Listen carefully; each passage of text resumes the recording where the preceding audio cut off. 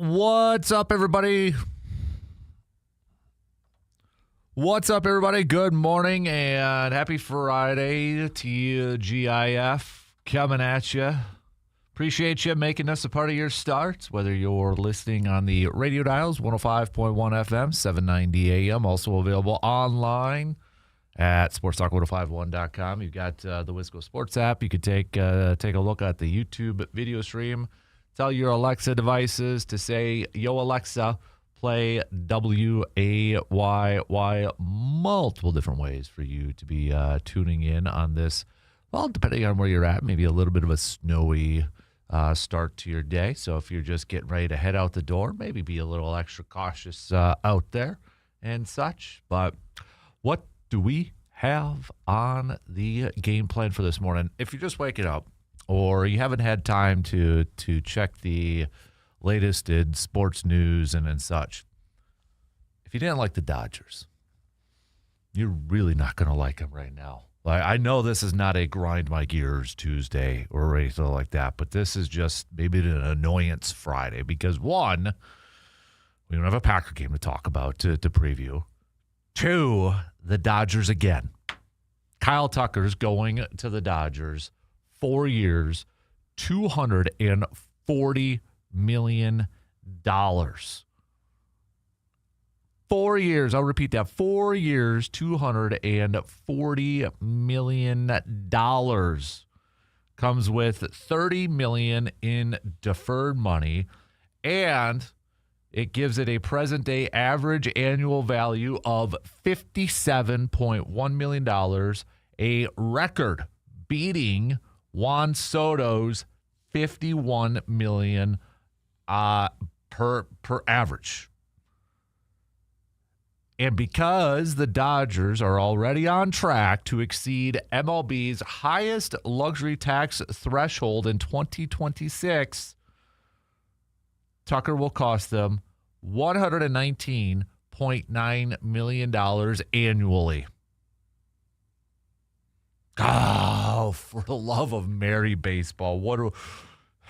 I mean, if you're a Dodgers fan, why wouldn't you just be? I mean, you're a World Series champ, multiple back, and then you've got, you've got your team just spending money willy-nilly and all that. You got to be the most happy, pumped up fan base that is out there. But for all of our other fan bases, the 29 other teams and such, it's just like, what baseball's broken. Baseball's broken. I'm sorry. It's broken. It stinks. It sucks. And I sound like a pouty Brewers fan, baseball fan, small market team fan, whatever you want to call it. But come on. Really? You already got Ohtani. You already got Freddie Freeman. You already got Mookie Betts.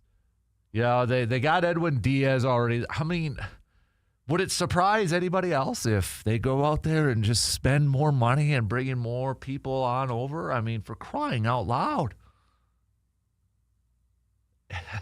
This is their projected lineup. Will Smith at catcher. Freddie Freeman at first. Tom Edman at second. Max Muncy at third. Mookie Betts at short. Teoscar Hernandez at left. Andy Pages at center. Kyle Tucker in right. Shohei Ohtani at DH. I mean, you're putting together, the Dodgers are playing MLB The Show / Madden, where it's just, you're a kid and you're putting your team together. They are like my 8-year-old when he's playing a basketball game and he's like, I'm going to put LeBron and Giannis and Luka all on the same team. This is what the Dodgers are doing. We keep saying, like in football, this isn't Madden. The Dodgers are saying, well, yeah, it's a video game for us. That's what we're doing here. We're winning, and we're just good for them. I mean, they're spending money, but let's not kid ourselves. They're making a boatload of crap ton of money too. So, hate to be the bearer of bad news, but if you're just waking up and because I know a lot of people after that Packers game were like, all right, on to spring training, pitchers and catchers, and then there you got it. Dodgers again, just writing empty checks and adding more moolah, deferred money, and luxury tax. What luxury tax? Who cares about a luxury tax? Yeah. Man. So, all right. What else do we got coming up here on the docket for us this morning?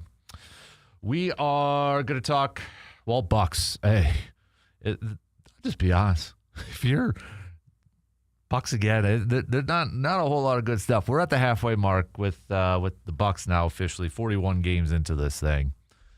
And another loss by the Bucks last night. By the Spurs, 119 to 101. And especially the third quarter. Especially the third quarter where the Spurs outscored the Bucks 40 to 16. I mean, for crying out loud. For crying out loud. We knew it was going to be a tough game. I figured the Bucks were going to lose to the Spurs anyways, but I mean, hey, at least the Bucks outscored them in the fourth, 32 to 13, but that didn't matter at that point because they were already down by double digits before, at halftime. Giannis, 21 points, 22 minutes of action. You had Miles Turner contributing a solid 5. Kevin Porter Jr. contributing 0 points, 0 for 9 from the field. Didn't even get to the charity stripe. Ryan Rollins, 6 points. Bobby Portis had 13 off the bench. At least Kyle Kuzma off the bench, 21 minutes, 18 points, chucking up 13 threes and making 5 of those. I don't know what, again, I'm not one to bang the table, lead the charge, to fire somebody, to let go somebody in that. But I mean, we could connect dots here. With all that being said, we could connect some dots here, right? There has got to be a change. How long is this going to go? It's to the point now where it's like, does it matter?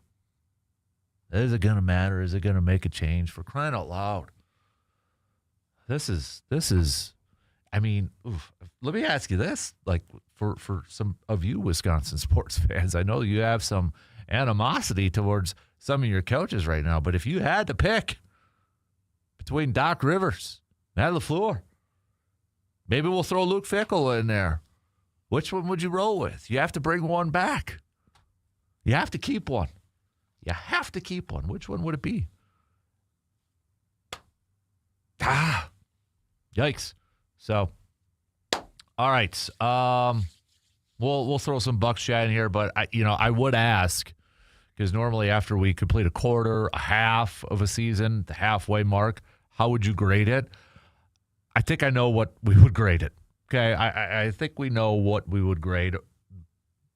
I don't even think you could go as high as a C. The highest grades out there is probably a D. But if you have it higher than a D, I'd love to hear why. But we put up a post-glass and mirror 715 Speaks poll question last night on Sports Talk, and I threw out there, do you think the Bucks are going to finish the regular season at a 500 or better record, so above 500? And right now the majority of you are saying, not happening, not going to happen, no way. 61% of you say no. In fact, I'm actually surprised it was that close. I thought it would be closer to 90 or higher. So I don't know if for those of you that voted, or if you didn't vote but you think the Bucks will finish the season above 500, tell me why. Tell me why, because right now I don't see it. I don't see it. I hope I'm wrong.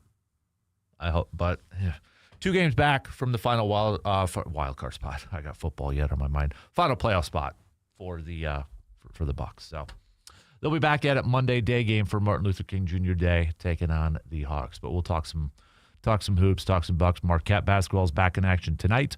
Also, we've got Badgers back in action too for tomorrow, taking on Rutgers. So we'll throw that in there. We've got our usual lineup for Fridays. We're going to talk a little inside the training room with Dr. Crow, Chippewa Valley Orthopedics and Sports Medicine, coming up just under an hour from now. We'll get his thoughts on what Tucker Kraft said about his knee surgery. He said it was a clean ACL, but there was a couple other things We'll talk about what Micah said about his, Zach Tom, some of those injuries heading into the offseason here for the Packers. So Dr. Crow coming up just past 7 o'clock.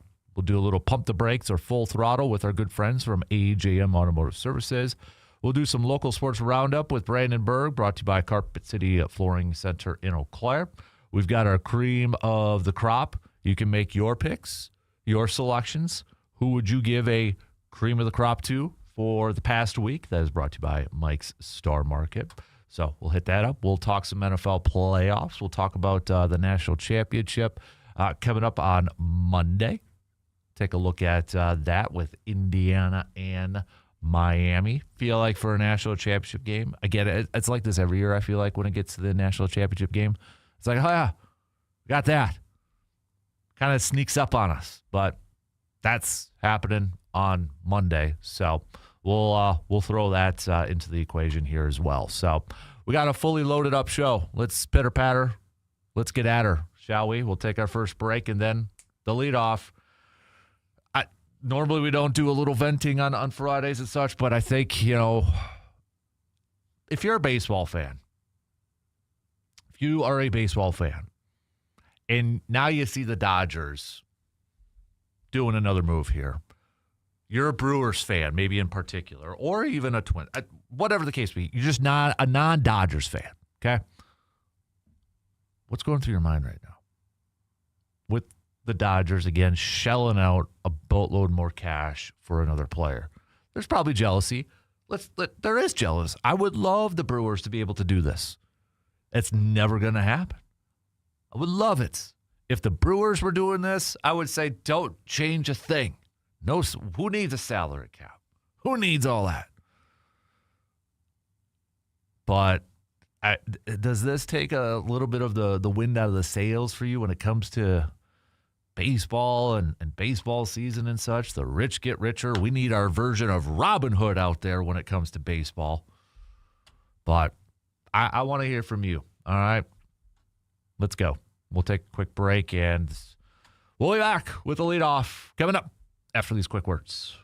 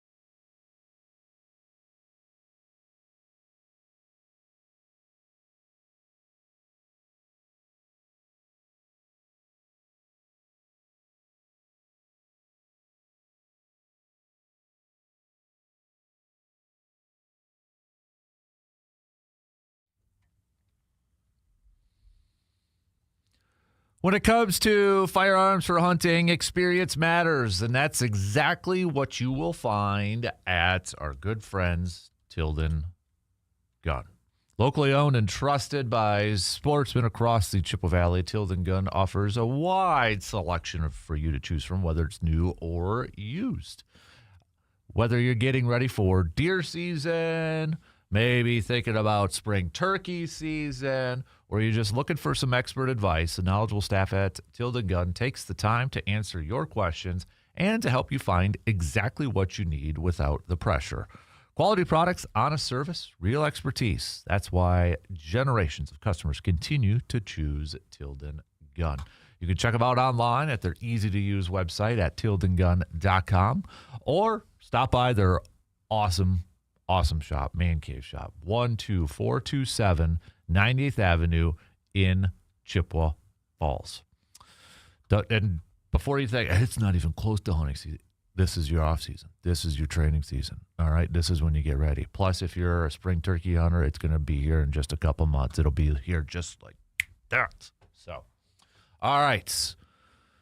Baseball fans, what's going through your mind here this morning after you hear the news about Kyle Tucker going over to the Dodgers? If you're just waking up this morning, 4 years, $240 million deal, breaking Juan Soto's average per year. It does include a couple opt-outs, which I was reading a little bit. Dodgers usually don't like doing that, but they did it with Kyle Tucker. Deferred money, $30 million in deferred money. The other thing here, this is the one line I what do you do? This is the one line in the ESPN breakdown of it. Because the Dodgers are already on track to exceed Major League Baseball's highest luxury tax threshold in 2026, prompting a 110% average, Tucker will cost them, drum roll please, nearly $120 million annually. $119.9 million annually.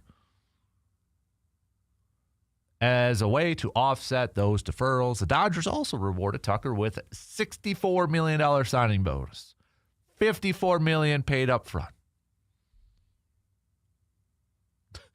This is the other part too. This is a great line in this write-up. That, sources have said, is not a problem. The Dodgers owner, Mark Walter, has generated outsized revenue from Ohtani's presence over the past 2 seasons and benefits from a lucrative, ironclad local media contract at a time when many teams are seeing those revenues dry up. Oh, man. The Dodgers paid close to $170 million in luxury taxes last year, more than the second and third place Mets and Yankees combined. Their competitive balance tax, that payroll finished $417 million. With Tucker, they're projected for a competitive balance tax payroll slightly over $400 million by season's end. Oh, jealousy, yes. Frustration, yes.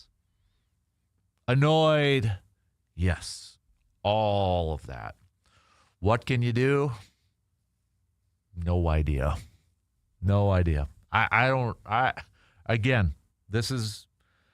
know how Major League Baseball fixes this. I don't know how they go about it. You know, we got the CBA coming up after this year and such. I don't know if they can do anything. I don't know what they'll do or what. But this is, again, if this was the Brewers, would we be complaining? Heck no. I wouldn't be. It's not my money, right?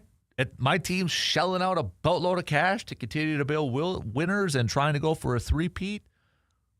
I'd be just laughing, and I'm like, I'm enjoying this. But since majority of us right now are fans of smaller market teams, we're upset, we're mad, we're annoyed. And does it take a little bit of a hit on your excitement, maybe for the baseball season, maybe a little bit. I mean, I'm still excited for the upcoming baseball season. I'm excited. There's different things I'm looking forward to. I'm looking forward to see, okay, what the Brewers are going to do again this year. Are they going to surpass a lot of expectations? I'm a little annoyed that they haven't done a whole lot yet so far in the offseason. But, I mean, when baseball gets around, I'm going to be excited for baseball season.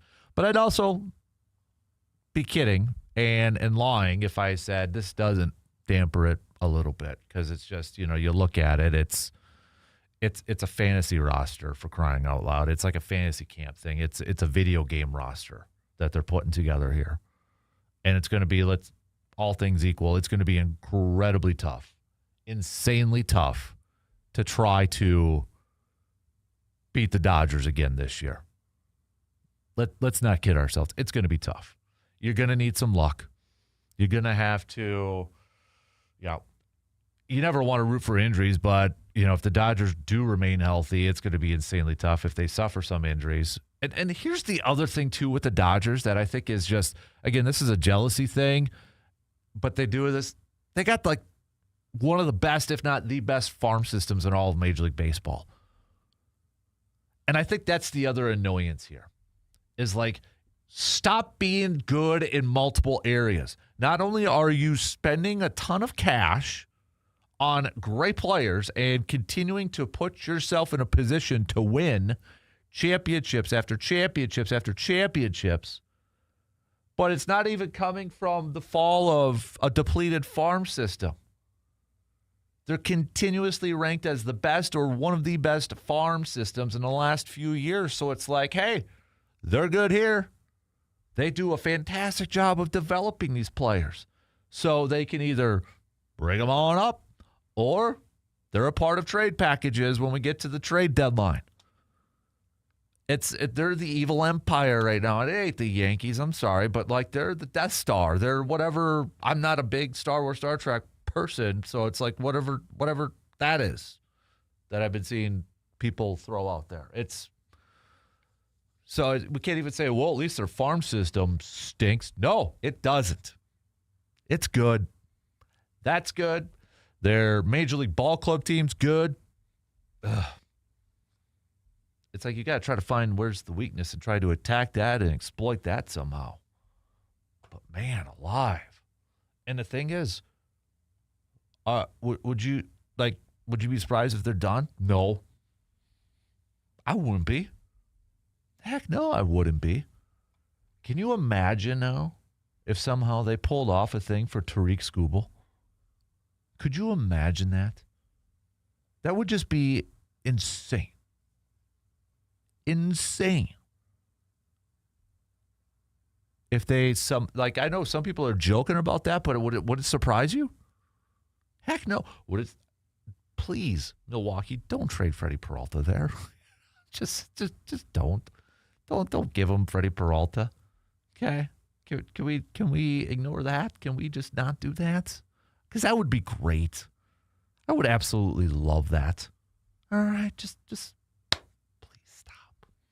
Please don't do that.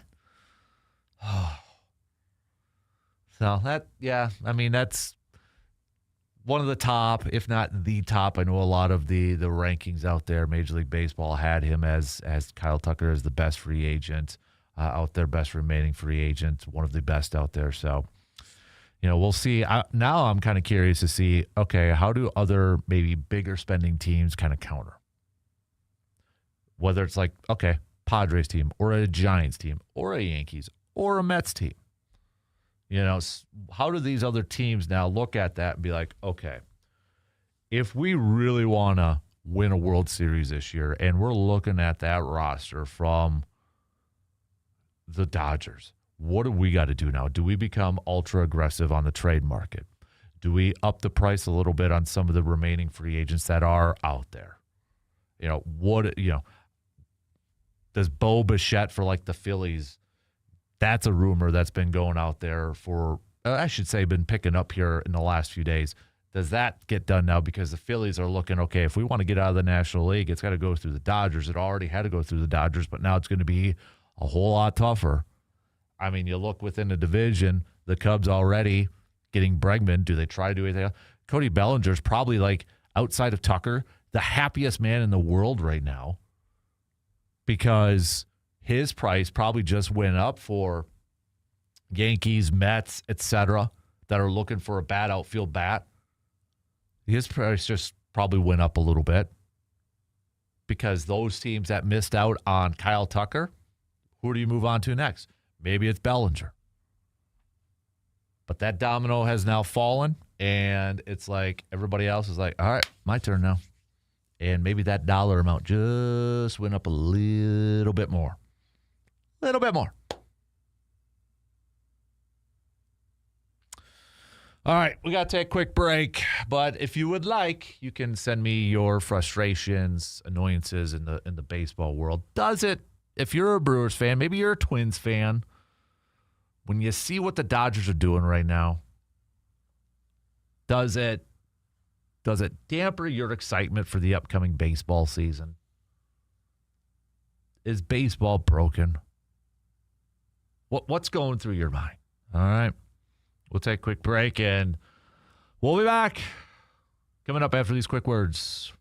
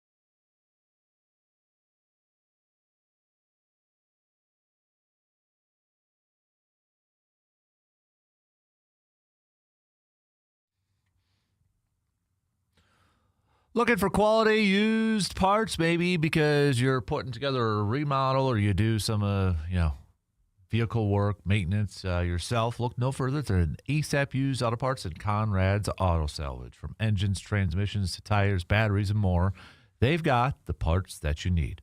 Their friendly, knowledgeable staff make it super simple so that you can get on the road safely and quickly.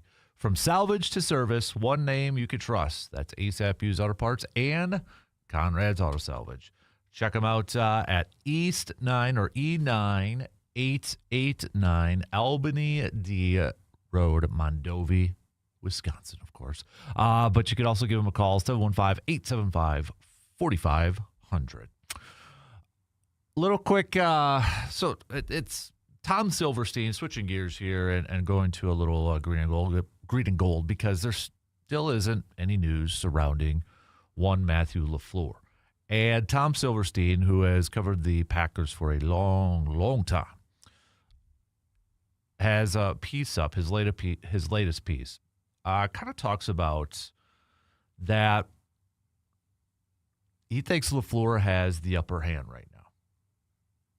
And it makes sense, because he opens it up by saying the reason negotiations are dragging between the Packers and Matt LaFleur and the management duo team of Ed Policy and Brian Gutekunst isn't that complicated anymore. Now that 5 days have passed, the Packers have shown their hand that they want LaFleur back for the 2026 season. They have him under contract for another year, but waiting until 2025 season was over has put them in a difficult negotiating place. The debate between the Packers and LaFleur's agent isn't as much about money as it is length. A pair of agents who have negotiated coaching contracts have said how much LaFleur deserves to get paid, probably around $14 to $15 million per year, isn't as critical as how much security the seventh-year coach will have going into his eighth year. Now, this is just more of an opinion piece, okay, from a couple of agents that have dealt with coaching contracts, and it makes sense. And it's something that we have discussed at length.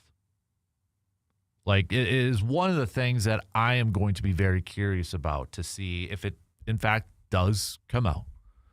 The length of this contract. How long is it going to be?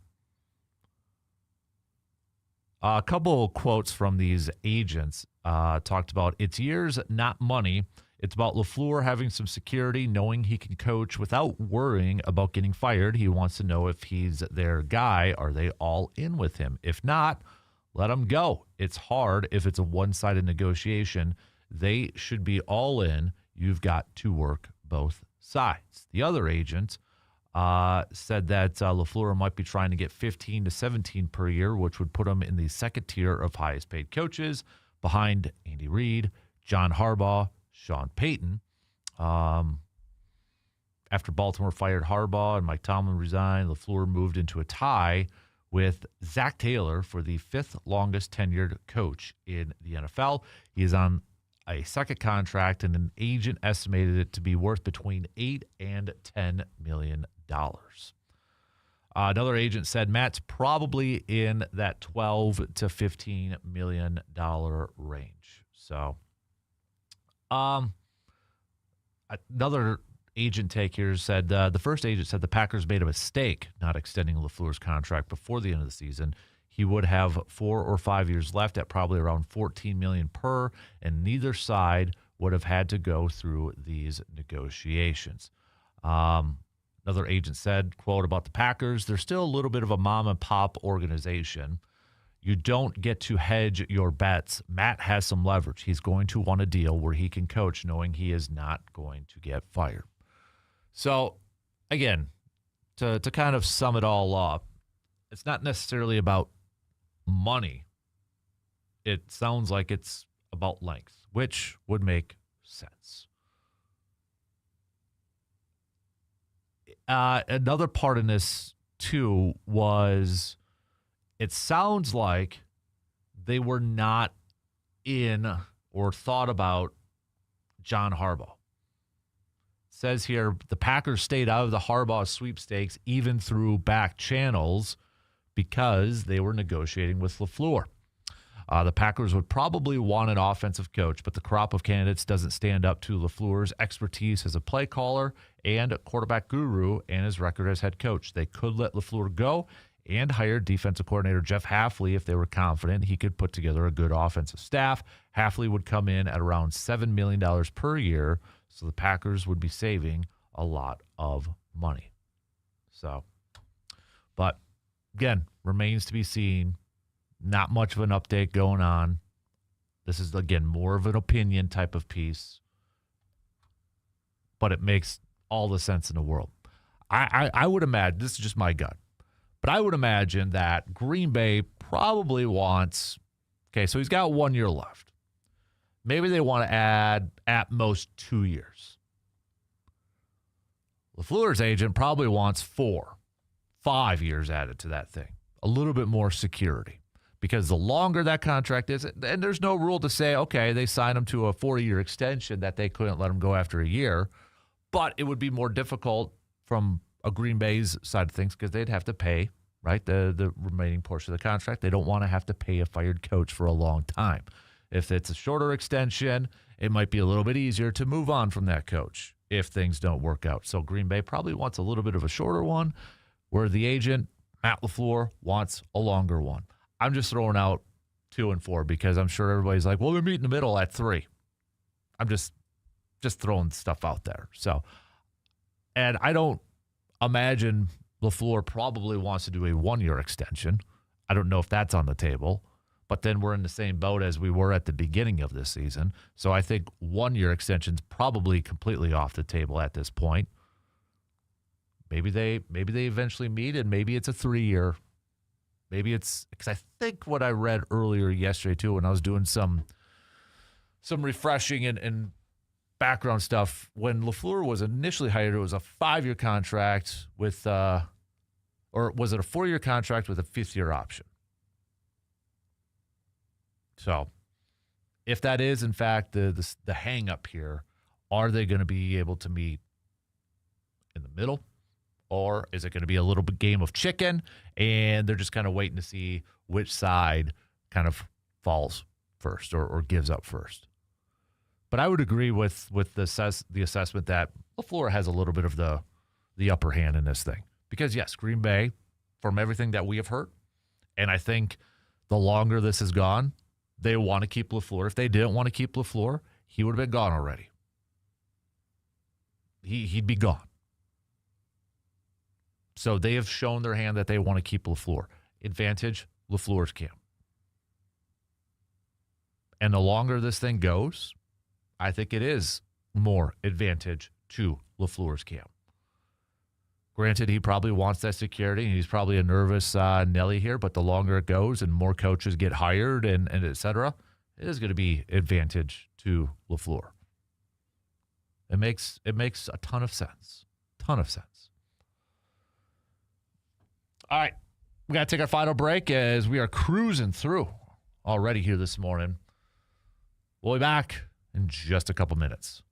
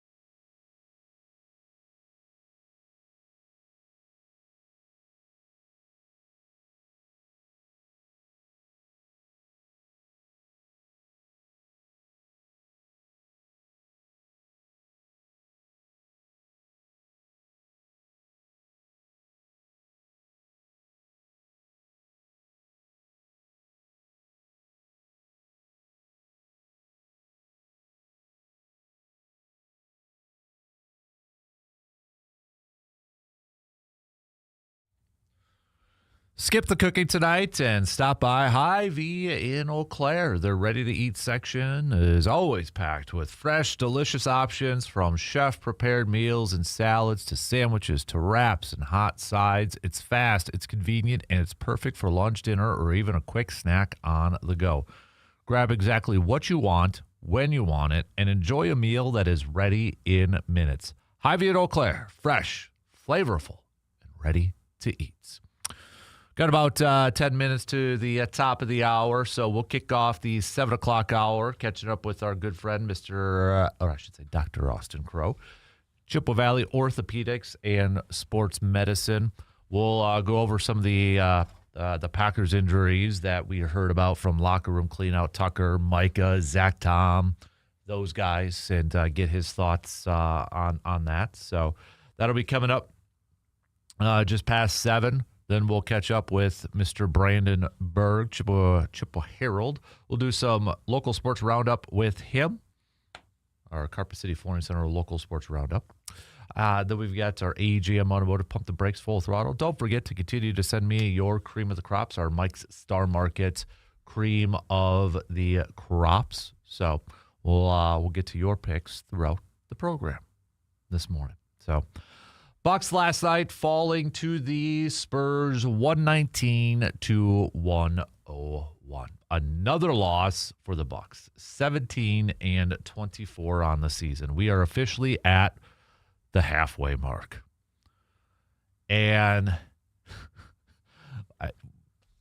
what else do we do? Or what else do we say that hasn't already been said?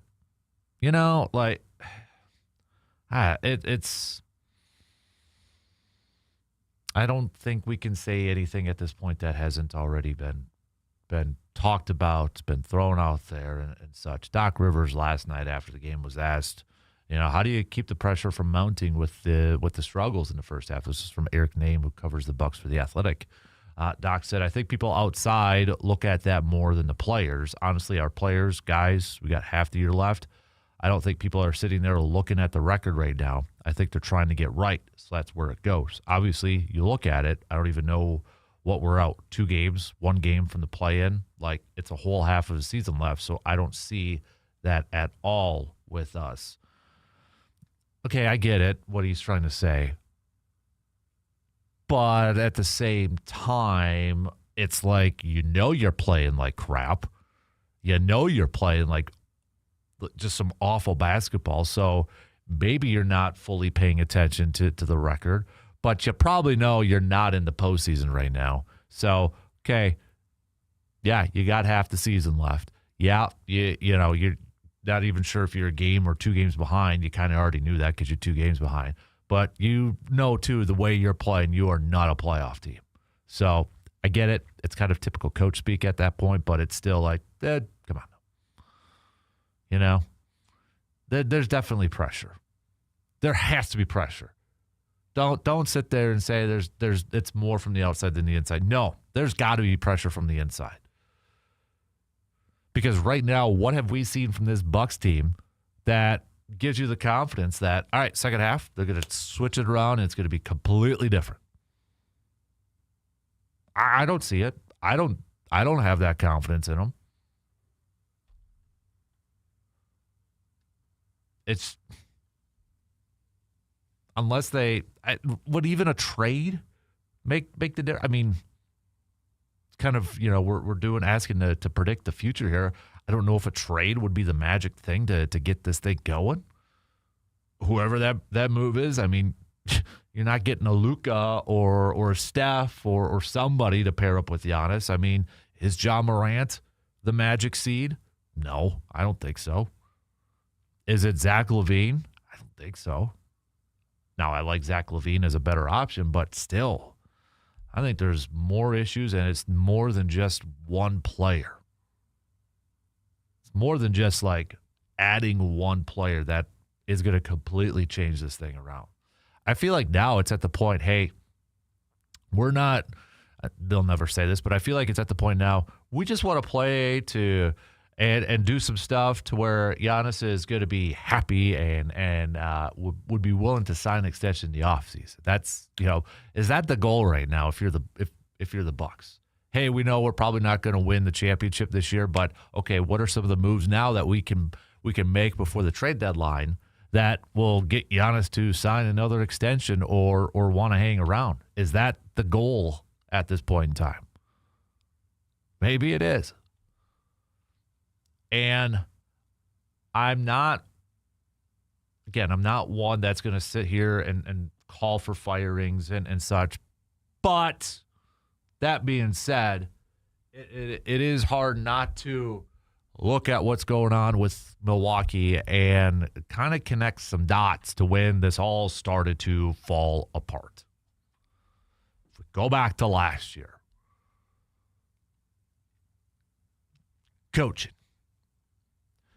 And the thing is, for me, it's like at this point, why not give Darvin Ham a shot? And if it is all about them not wanting to pay another let-go coach, then this is what I think you're going to be stuck with. This is what it's probably going to continue to be.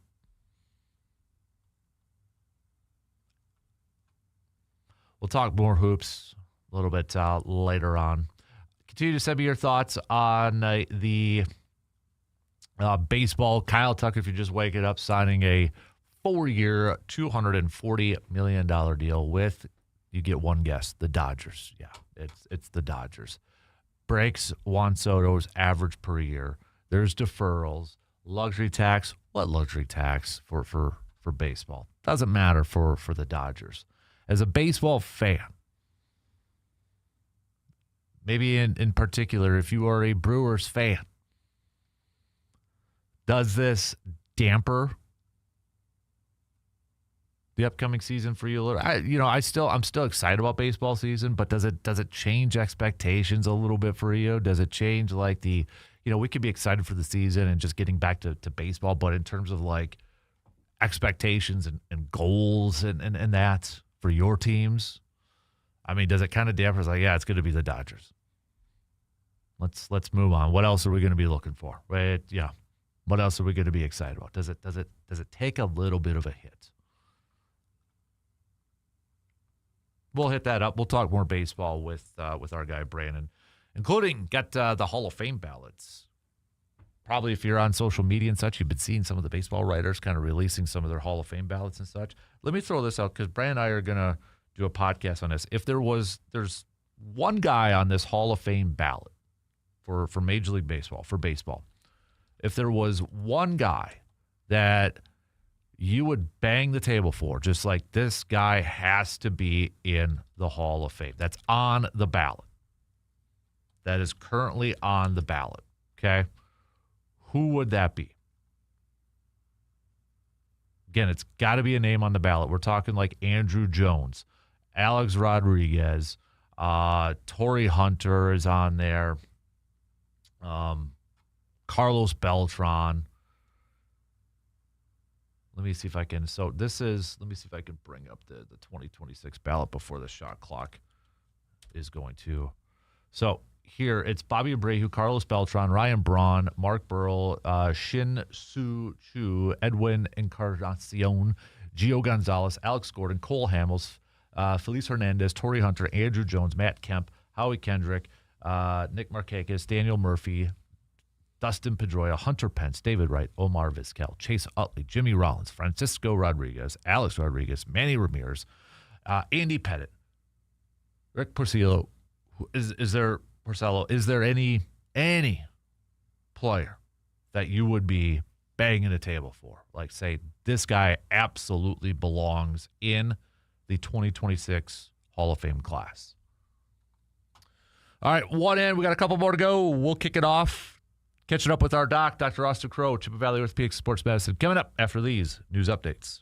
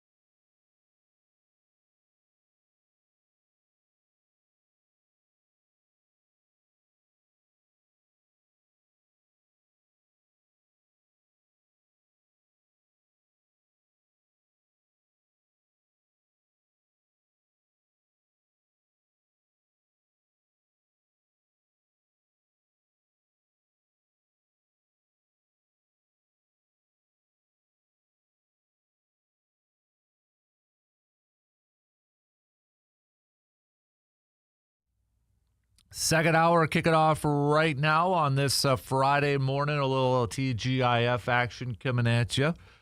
Coming up a little bit later on, we'll do some local sports roundup brought to you by Carpet City Flooring Center. We've got our AJM Automotive, Pump the Brakes, Full Throttle, our cream of the crops. We'll talk some football. We've got National Championship Monday, playoffs this weekend and such. So lots to get to. Brandon Berg will also be joining us a little bit later on. We kick off this hour, though, like we normally do every Friday morning with Dr. Austin Crow, Chippewa Valley Orthopedics and Sports Medicine. Good morning, sir. How are we doing?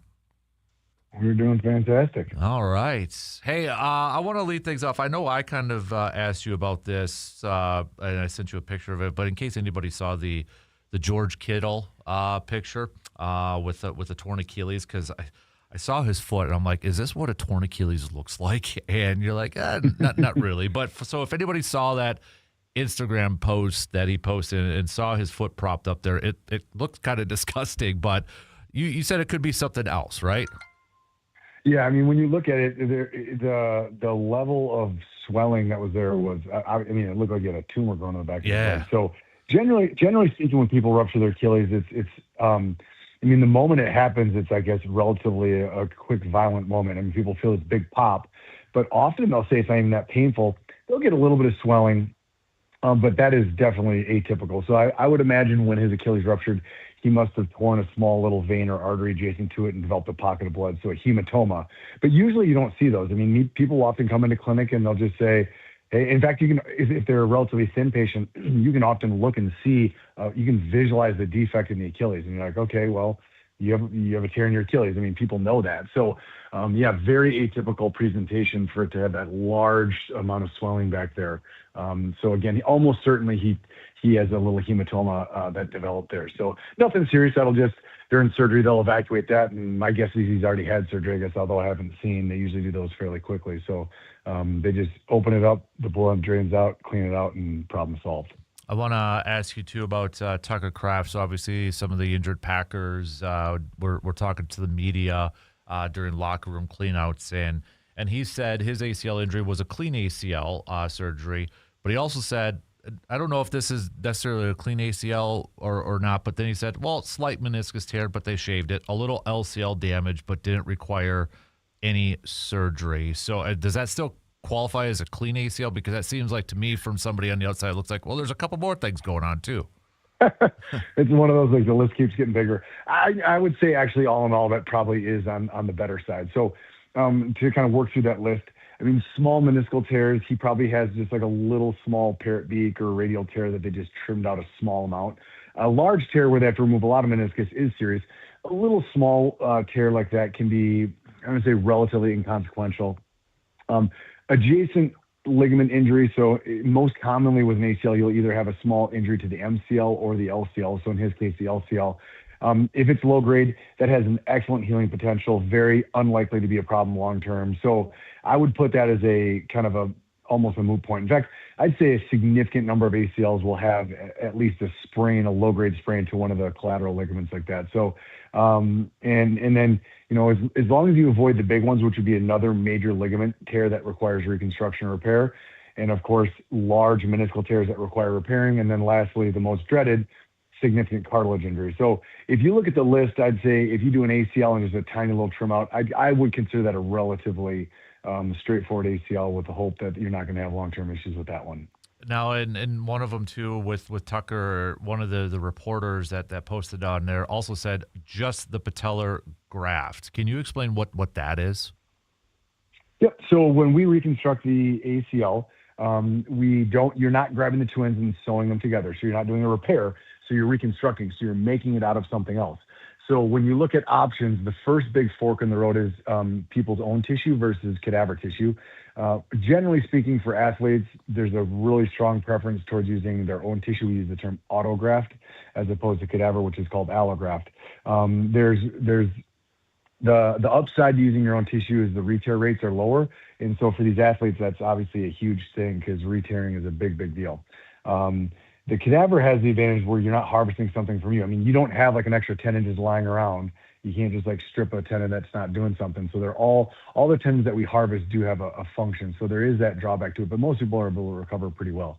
The gold standard for ACLs for a long time has been the patellar tendon. So when we look at grafts, the three main choices are hamstring tendons, patellar tendons, and quad tendons. So the hamstring, we make a small incision just below the knee.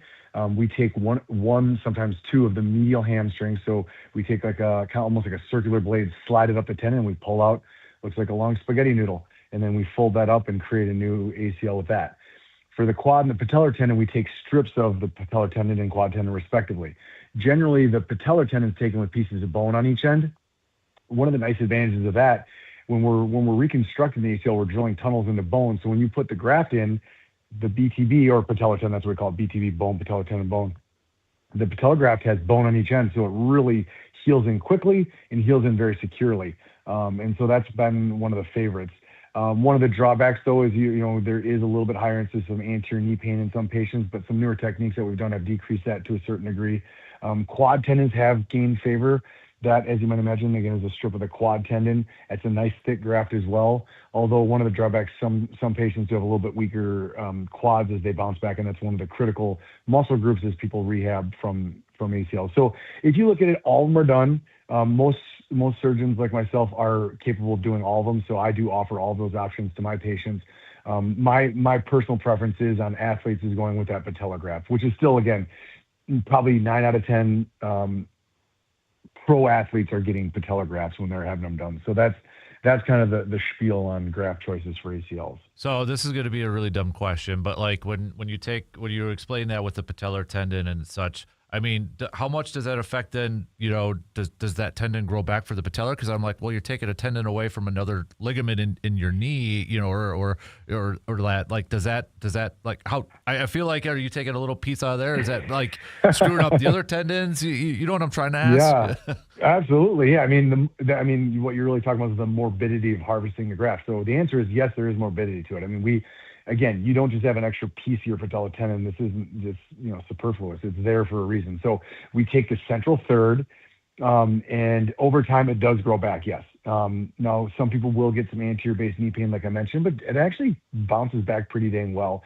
And you'd think if you're missing a third, because that's what we take, we generally take about a third of the tendon, you'd be like, well, man, why don't we see athletes ripping their patellar tendon left and right? And the answer is that just by the time they're recovered from the ACL itself, that tendon's grown back very nicely and very strong. So we generally don't see that being a problem. So obviously common sense says it would be. You're like, wait a minute, you're taking that? Is that a problem?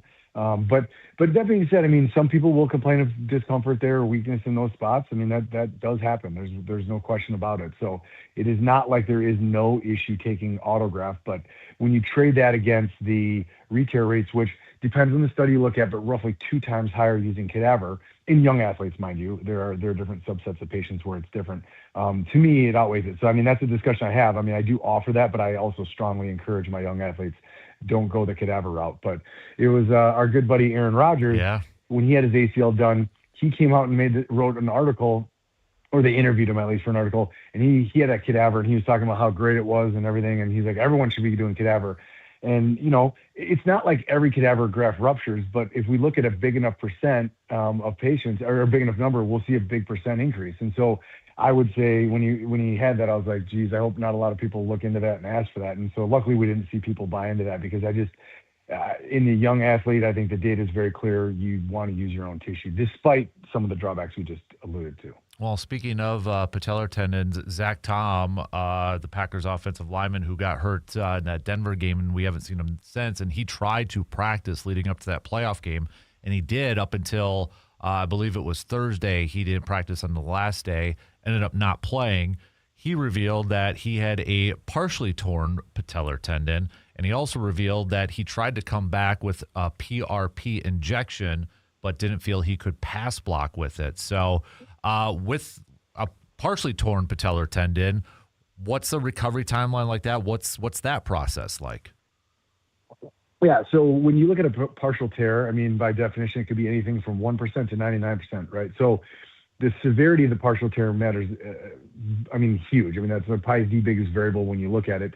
The other thing is the chronicity. So you think of a torn patellar tendon, like, okay, yep, that happened in one sitting. that sometimes happens, but honestly, more often we'll see people who have chronic patellar tendonitis, and basically the tendon gets weak and it's not like a single event rips it off. It basically attritionally tears off. So you'll have these tears. Now, here's the kicker. Usually those tears represent about a third of the tendon. And so I just got done saying, yeah, we can cut a third of it out and you do fine. It's like, well, how the heck do these people not have it? Well, often those patients, like I mentioned, have this underlying tendinopathy or, sick tendon, if you will. So it's a more complex problem than just that. Now, he attempted to get it to heal with a PRP or platelet-rich plasma. So we basically take blood, we spin it down, we take a portion of that blood and inject it in. Basically, think of it like fertilizer. We're trying to get that to heal. In the long run, I think that there's a reasonable chance that that'll be a successful process. But I don't know the timeline exactly, because this wasn't something that was bothering him that long, I don't think. So, I mean, he probably had the injection a couple weeks ago. That was unlikely to be successful in that short of a time frame. So, if you do PRP, which we do offer to patients, it's not hey, we'll do it next week, you're going to feel better. Even honestly, sometimes 4 to 6 weeks are what we're looking for the beginnings of the healing. So tendons don't heal quickly. That's the trouble with them. I got to ask you, so David Bakhtiari, as we've talked about a lot about him and ACL injuries and such, and he had put out a tweet after the Packers game saying Packers are in good hands with Jordan Love, going to keep them competitive for a long time. Next year, the biggest opponent is injuries. Need the sports science department to get it right. Enough is enough. Now, I know Bakhtiari has been critical about, we've talked about field turfs, do they factor in ACL injuries and such? But I got to imagine, everybody's talking about it with the 49ers. We talked about it, with the electromagnetic field and all that sort of stuff. I mean, how much can a sports science department, though, with a lot of these injuries, try to combat all that stuff? Yeah, I mean, I understand where he's coming from, especially a player who had his career cut short with injury. Of course, he's going to be, I don't want to say bitter, but of course he's going to have a point of view that says, hey, this is a huge issue. And every injury is. I mean, every athlete that comes through our doors, you have to understand that you're not dealing with just some statistic. I mean, this person is a young, either middle school or high school or collegiate athlete that, this is very serious and important to them as their lives. So we take every single one seriously. But at the end of the day, I mean, unfortunately, sports and life is inherently dangerous and there's injuries. So is there a way to churn injuries off? No, there's not. I mean, there's a lot of injuries we have that aren't sports related at all. People slip on the ice walking in. I mean, I'm on call this weekend. I bet you someone breaks a hip or an ankle slipping on the ice, right? That doesn't mean we should stop walking outside, right? So it's a challenge where, now, are there things that can be done? For sure. I mean, there's programs that we can do that can try to decrease injury rates. There's science that can help mitigate some of those things. But at the end of the day, it's like car accidents. I mean, if you look at the fatalities in car accidents with seatbelts, airbags, all that stuff, it's dropped the number, but it's not going to get it to zero. And the same thing with injuries. There's things that we can do. Obviously, the topic of field turf is a big one.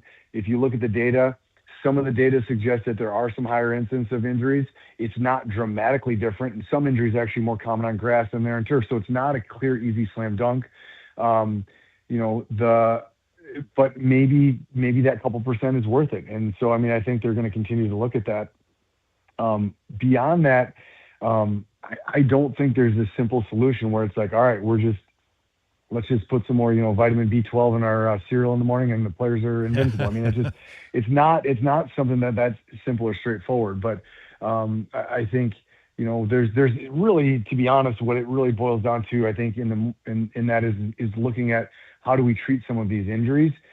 I mean, he had the most dreaded of them all is a serious cartilage injury. I mean, that is, out of all the things that I treat, that's always the most challenging because you look at a patient and there's things we can do, but that this is not a permanent solution almost no matter what you do. So you're trying to temporize, you're trying to make them better, but it's just the holy grail is like, how do we get cartilage to grow back? And the answer is we just don't have great solutions on that yet. Now, there are things that are making headway.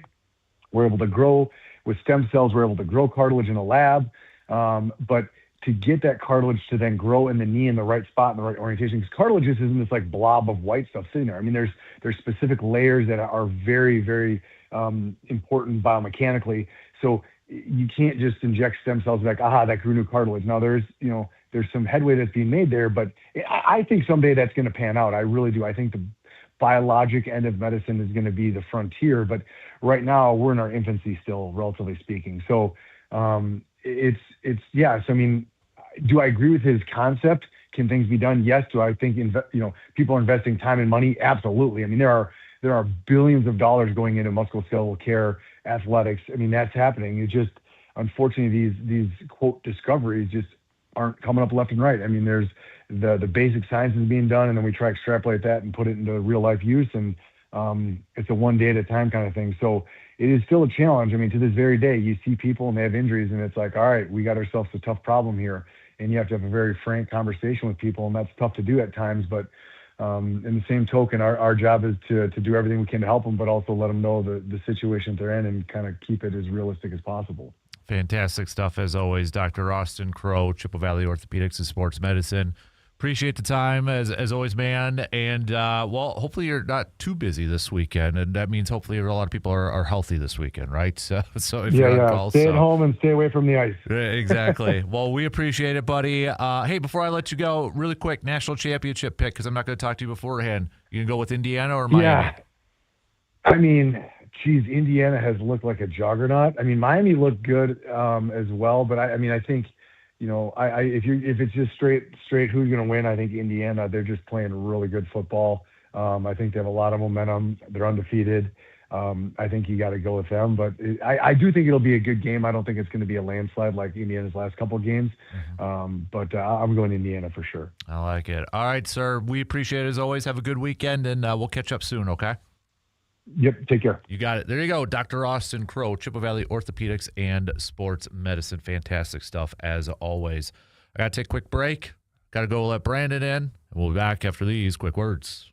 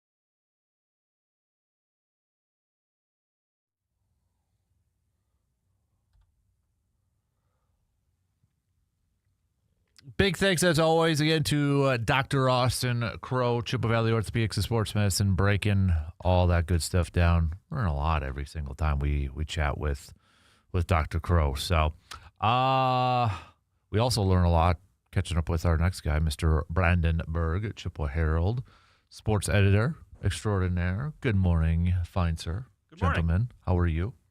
Not too bad. Getting things situated over there? Trying to make sure I don't cause a mess. Yeah.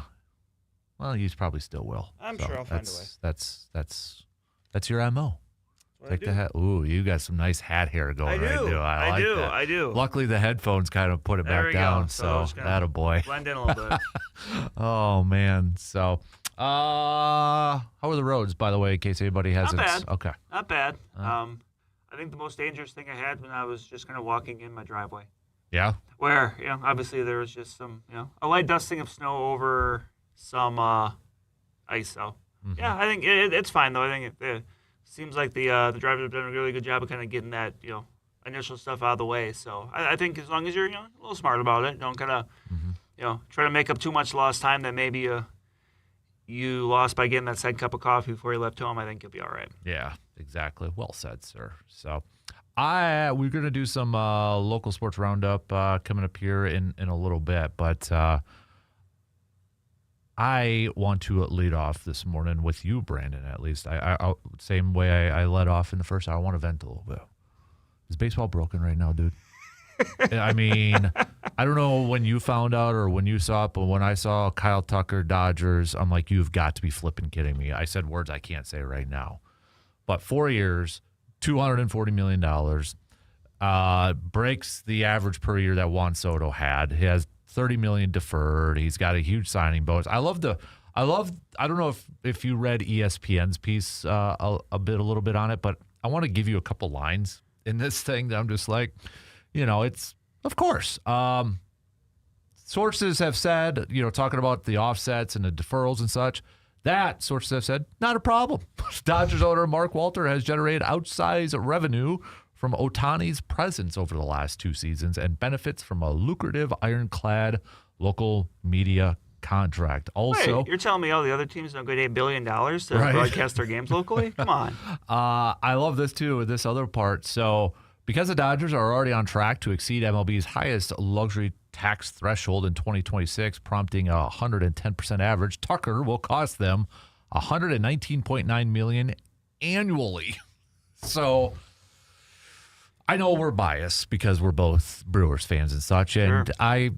I will fully admit, if this was the Brewers, I would be happy, and I would be pumped, and I would be excited, and I'd be like, yeah, screw all of you guys. We got all this money in the world and that. Yeah. But, again, you look at it, we don't see this in football. We kind of see, not to this extreme in the NBA. The Major League Baseball is completely different. Right. How bad is this for the sport to have? I mean, we always say in football, Brandon, it's not Madden.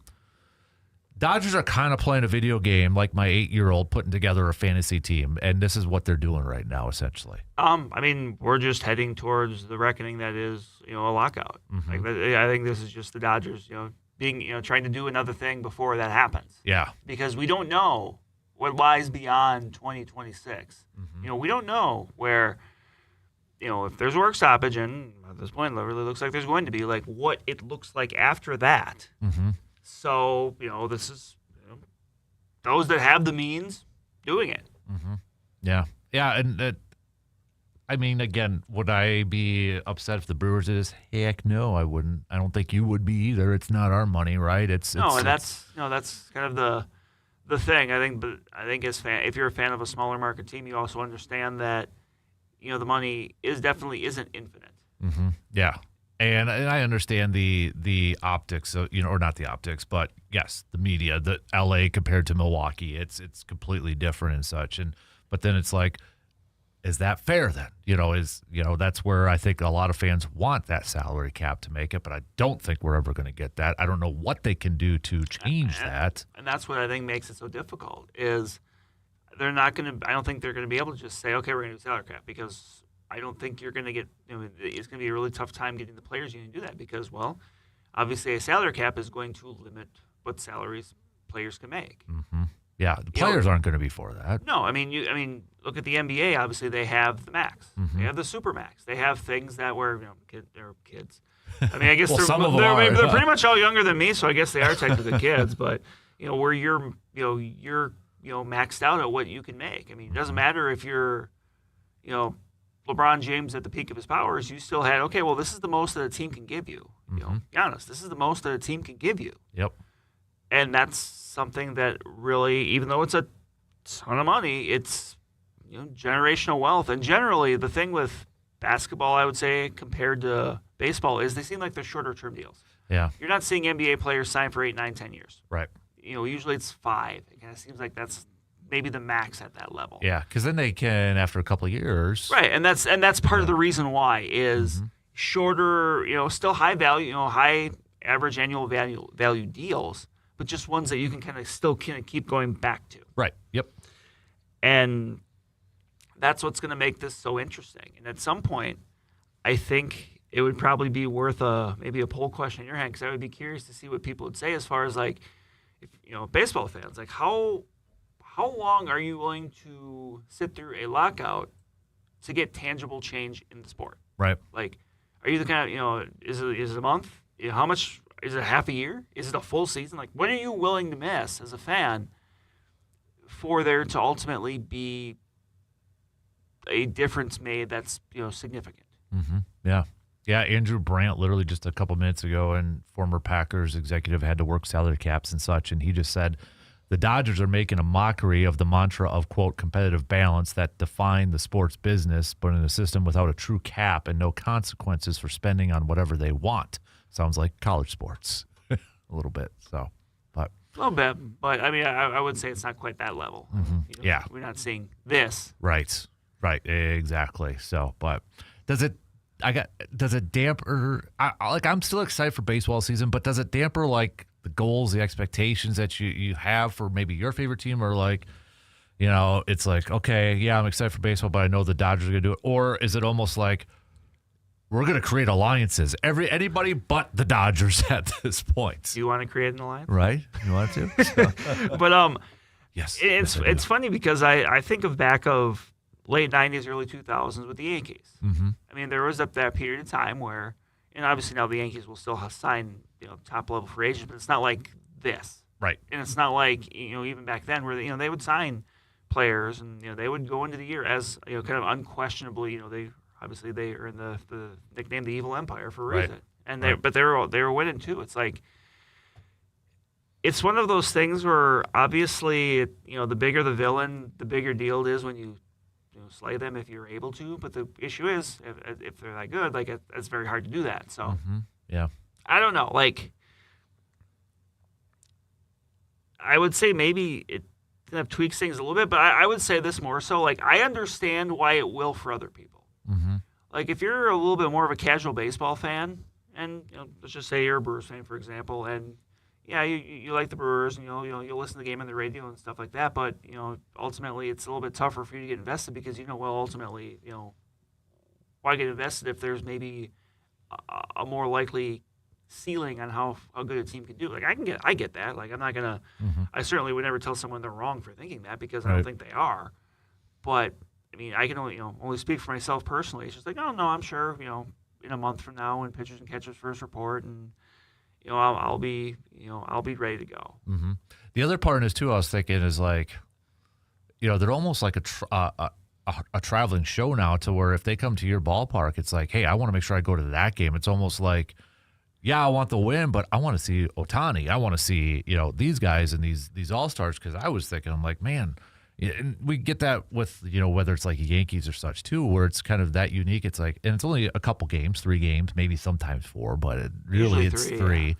But it's like, that's the other part of me. It's like, I don't like it now, but it's like, I kind of want to go see them though too, because that's the other part. And it's like, okay, I want to see this team. I've not seen Ohtani yet in person. I want to see Ohtani. I want to see Aaron Judge, those guys. So it's kind of like that inner battle of back and forth, like, God, I hate these guys, but no, I kind of want to see them in person too. Yeah, and I'm sure that's part of it. It was like, I think it was probably similar to maybe for Tom Brady. in the Patriots. Where I forget the year it was where like the last time with the Patriots he went to Lambeau. Mm-hmm. Where I know there were people like, well, we really want to go because you don't know. And right. Obviously he came back. Right. As a Buccaneer, but still like you don't know. Mm-hmm. Yeah. It's one of those things you want to be able to kind of see that. Mm-hmm. Yeah. Interesting, but would it surprise you if they don't make an okay? Would it surprise you if somehow they got Tariq Skubal? No. Yeah, I mean we're at that point, right? Would it surprise you out of anything that they do? No. Yeah.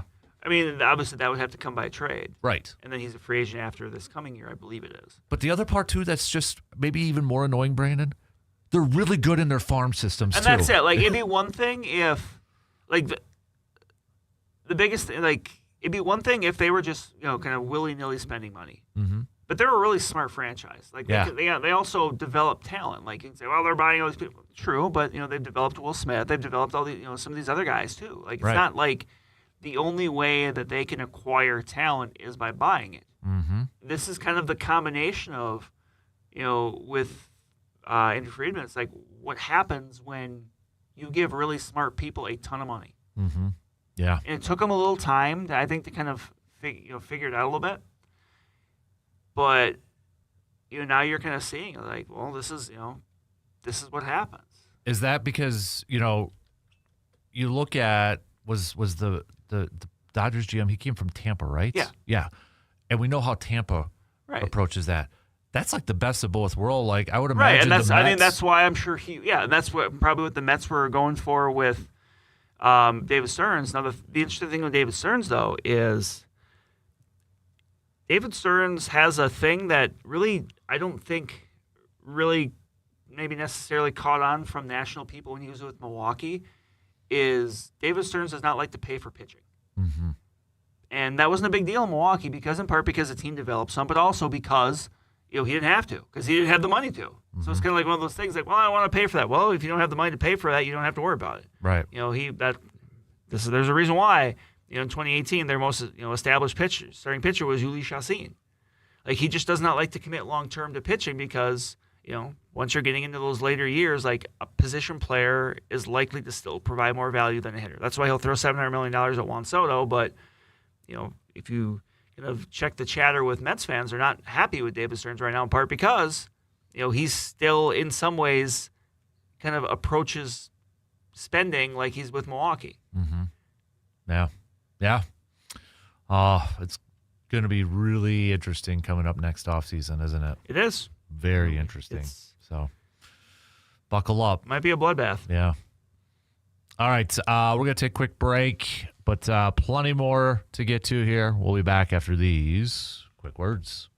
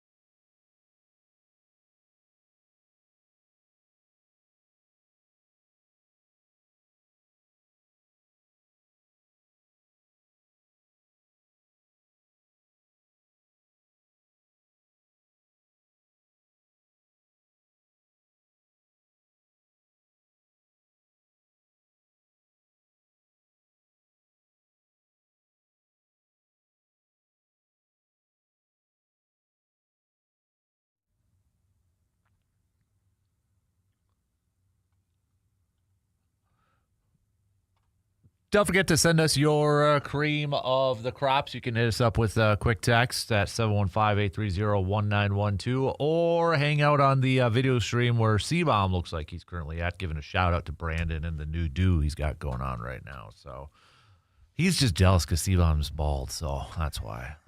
That's what it comes down to. So He never has a bad hair day. I'm a little disappointed myself. Apparently yesterday was National Hat Day, and I didn't even wear a hat. At all? At all. Ever? Well, not yesterday. So, but Brandon, I want to ask you, because it was a poll question we had, since we're at the halfway mark with this Buck season, do they finish the regular season over 500? Tough for me to say yes right now. Yeah. They have laid some stinkers. Big time. This has been a bad week. It's one of those things where it's almost tough to kind of conceptualize the idea that a team could look that bad at times, with Giannis. Mm-hmm. But it's, yeah. Where are you at on the John Morant thing? I'm not interested. Yeah. I'm not interested. Maybe a couple years ago, before off-court stuff and injuries. Maybe. And that, I just don't think it's worth the shot right now. Yeah. I mean, I think we're not breaking any news or bold predictions or hot takes. They're not winning the championship this year. No. So is the ultimate goal now is to, okay, what are some of the moves we can potentially make to make Giannis happy to sign it? Is that the mindset to have at this point if you're the Bucks? That's the big first question. What do you do with Giannis? Mm-hmm. What do you do? I mean, what do you do with Doc Rivers? I feel like they're not going to still trade Giannis. I don't think that's going to happen. But I mean, and again, I'm not one to pound the table. I know I keep saying this, and people are going to get annoyed. I don't sit there and clamor to fire people. This, that. Just it seems weird to call for. Right. Because I'm sure people want me canned in that too. So, but I'm not going to. But at the same time, that all being said, connect dots. When did this all kind of start to fall downhill?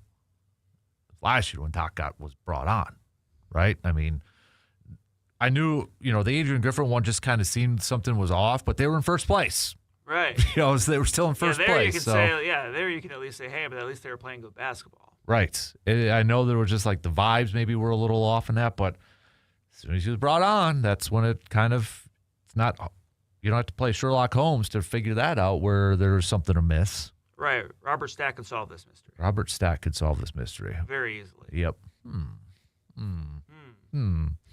But no, I don't know how to approach the rest of the season at this point. I mean, I know they're 2 games out of the play-in spot, which is great, but not what we envisioned.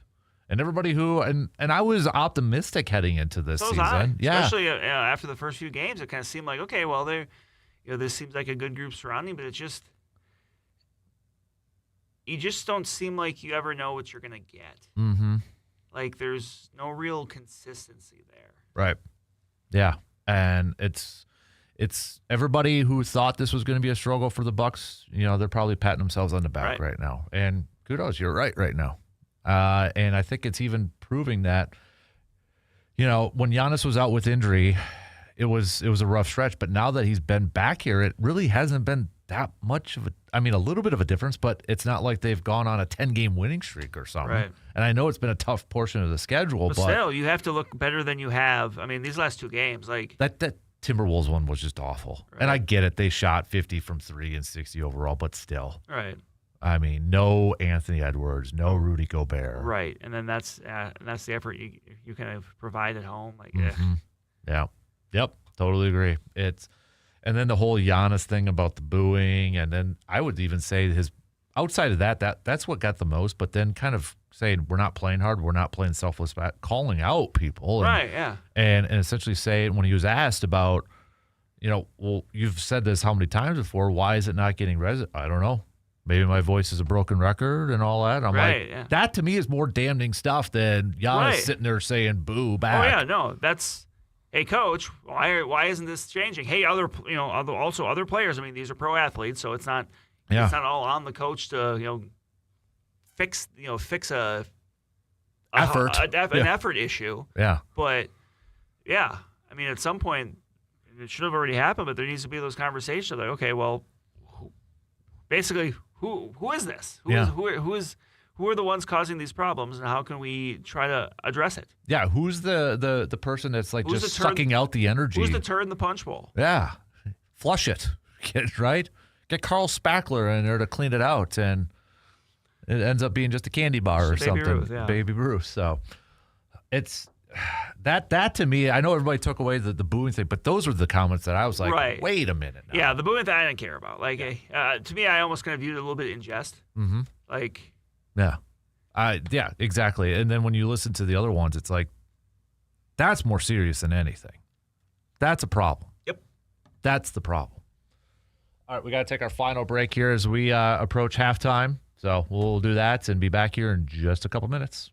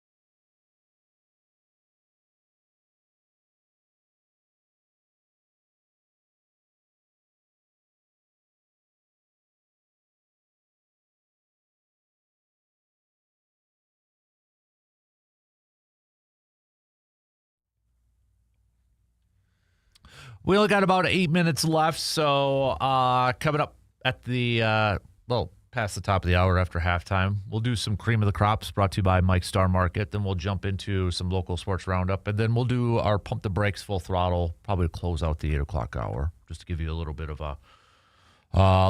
a breakdown. Then 9 o'clock hour, we'll get to the football talk. We got the playoffs. We've got national championship coming up on Monday. Don't forget about that.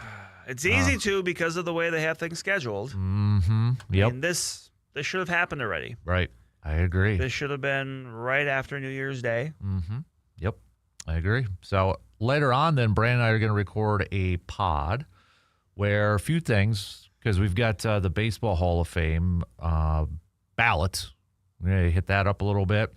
We're going to do our coaching predictions, which, to be fair, I know there was one already, but I think we both probably would have had Harbaugh with the way Giants. It was trending. I don't think that would have been too much of a surprise. So that's not one that. That's almost like the Vrabel of last year. A little bit. A little bit. Not. It's like the middle square when you're playing bingo. Yeah.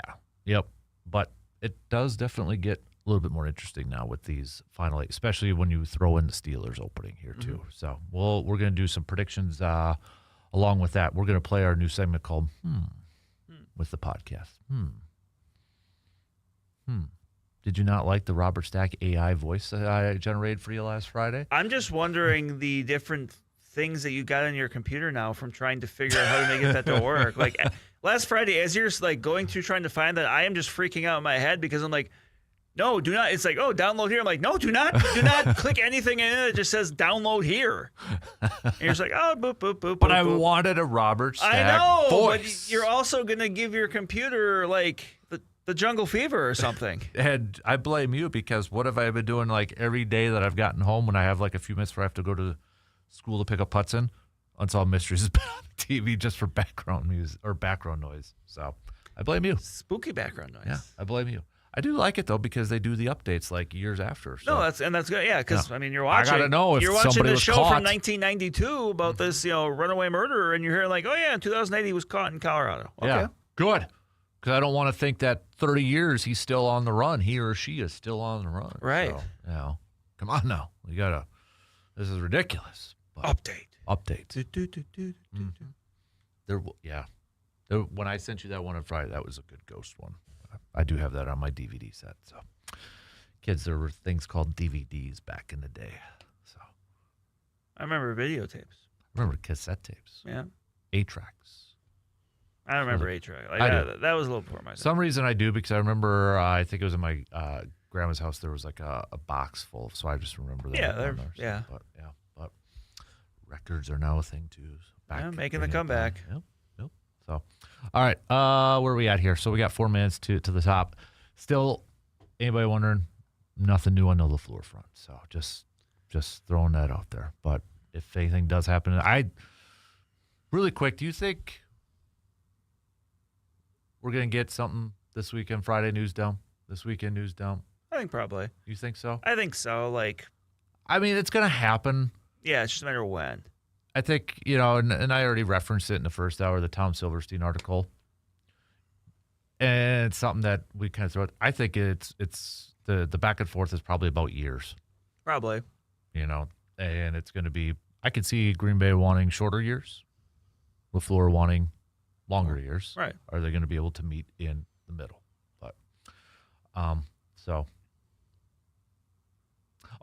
somebody mentioned the Bears stadium stuff and like moving to Indiana because I guess they got a good update with Indiana and such. So yeah, there's Gary that. Bears.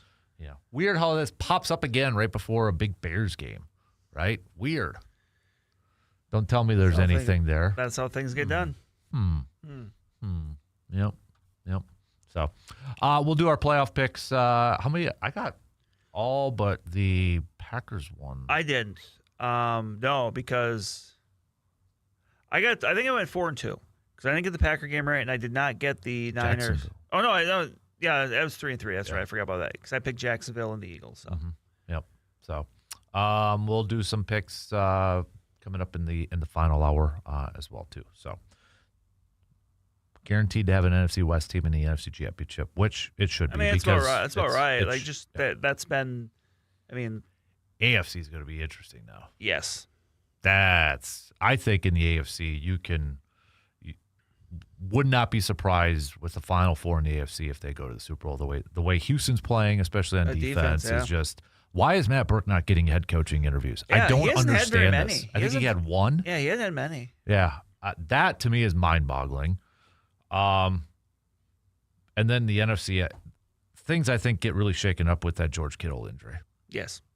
With the 49ers. And I know it's something they've been dealing with all season long. But if they could get through this game and then you potentially get Fred Warner, that's big. That is huge. So, but we'll make our picks coming up a little bit later on. But Shot clock's going to cut me off here in about 30 seconds. So, again, we'll kick off the next hour. We'll do our cream of the crop right away, our Mike Star Market cream of the crop. Then we'll transition into some local sports roundup brought to you by Carpet City Flooring Center. And then we'll hit up our AJM Automotive Pump the Brakes Full Throttle. So, final call for some cream of the crops. We had a few John Blackwells for cream of the crop, which, yep, you could see that one for sure after last couple games too. Big factor in Michigan, but also that game-winning shot against the Gophers in Minnesota. Badgers, by the way, back at it against Rutgers tomorrow. Marquette's in action against DePaul tonight. So just a little college basketball action there. All right, 2 in, 2 more to go. News updates, and we'll be right back in just a couple minutes.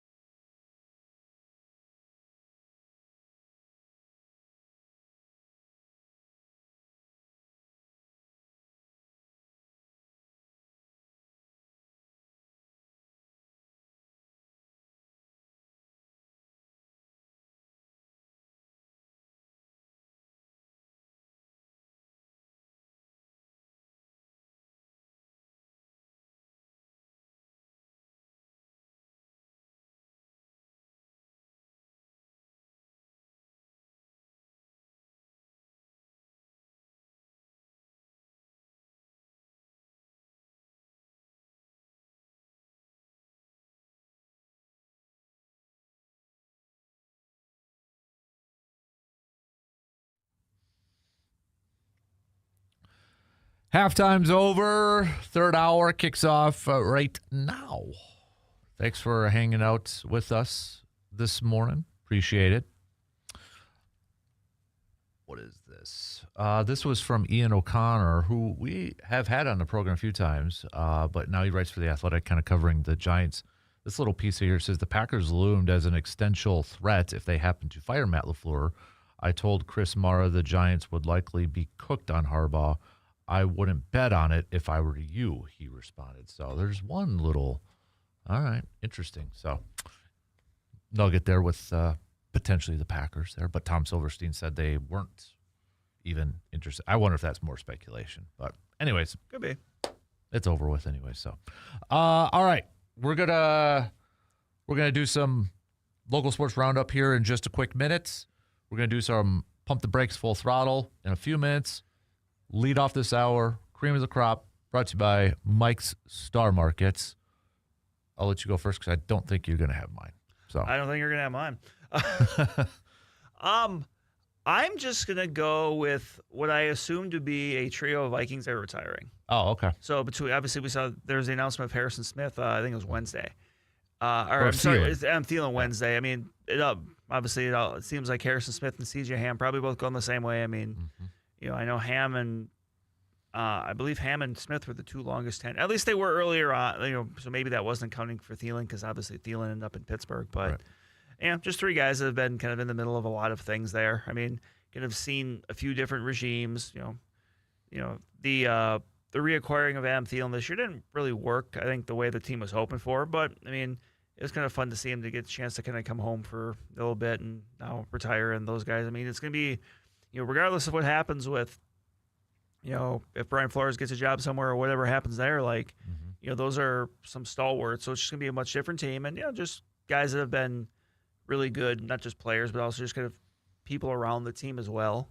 Like that's, just one of those things I think you're going to miss. I mean, I always appreciate the once or twice a year C.J. Ham will get a carry. So Yep. And he got a few more than just a carry against Green Bay. I think he scored 2 touchdowns this year. Yep. So, my cream of the crop, I'm going to go Mike Tomlin. I would not be surprised if we don't see him coach anymore, to be honest with you. I know he's still really young, but I just wonder, does that TV gig get a little cushy? Which, I mean, everybody thought Bill Cowher was going to come back, and he never did. Which is still weird to say that, to put this, Mike Tomlin's 53. Yeah. He seems like he should be really old. He got hired really young. Yeah. By the Steelers. So, I mean, he is still young, but even if he doesn't, I mean, to say, this is where I'll say cream of the crop, 19 straight years of not having a losing season. That is impressive. Obviously, the last decade, it was okay. They won, but then they didn't do anything in the playoffs. But still, to be able to do that year after year, especially in more recent years when you didn't have a quarterback. I mean, Aaron Rodgers. This version of Aaron Rodgers is the best quarterback they've had since later stage Ben Roethlisberger. Yeah.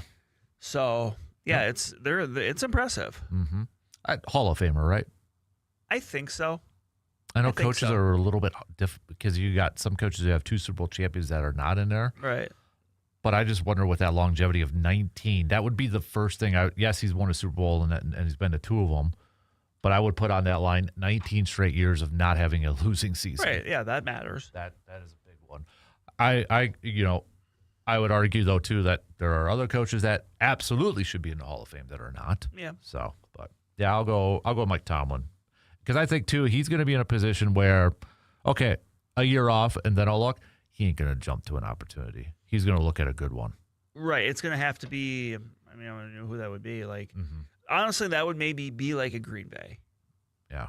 Somewhere where you're going to have ownership that's going to be patient. Mm-hmm. That's not going to freak out if you have a bad first year for whatever reason as you're kind of retooling. Mm-hmm. Yeah. I'm trying to think, what if Dallas stinks next year? Yeah. Would they? I don't know. That was another team I was thinking about too. Yeah. Would they try to do a Bill Parcells again? What would be another one? Pittsburgh. Yeah. Philadelphia would be interesting if, say, they fall short again next year with Sirianni. That would be really funny.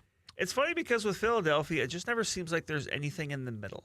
Right. Either they're winning or they're just bickering with each other. Yeah.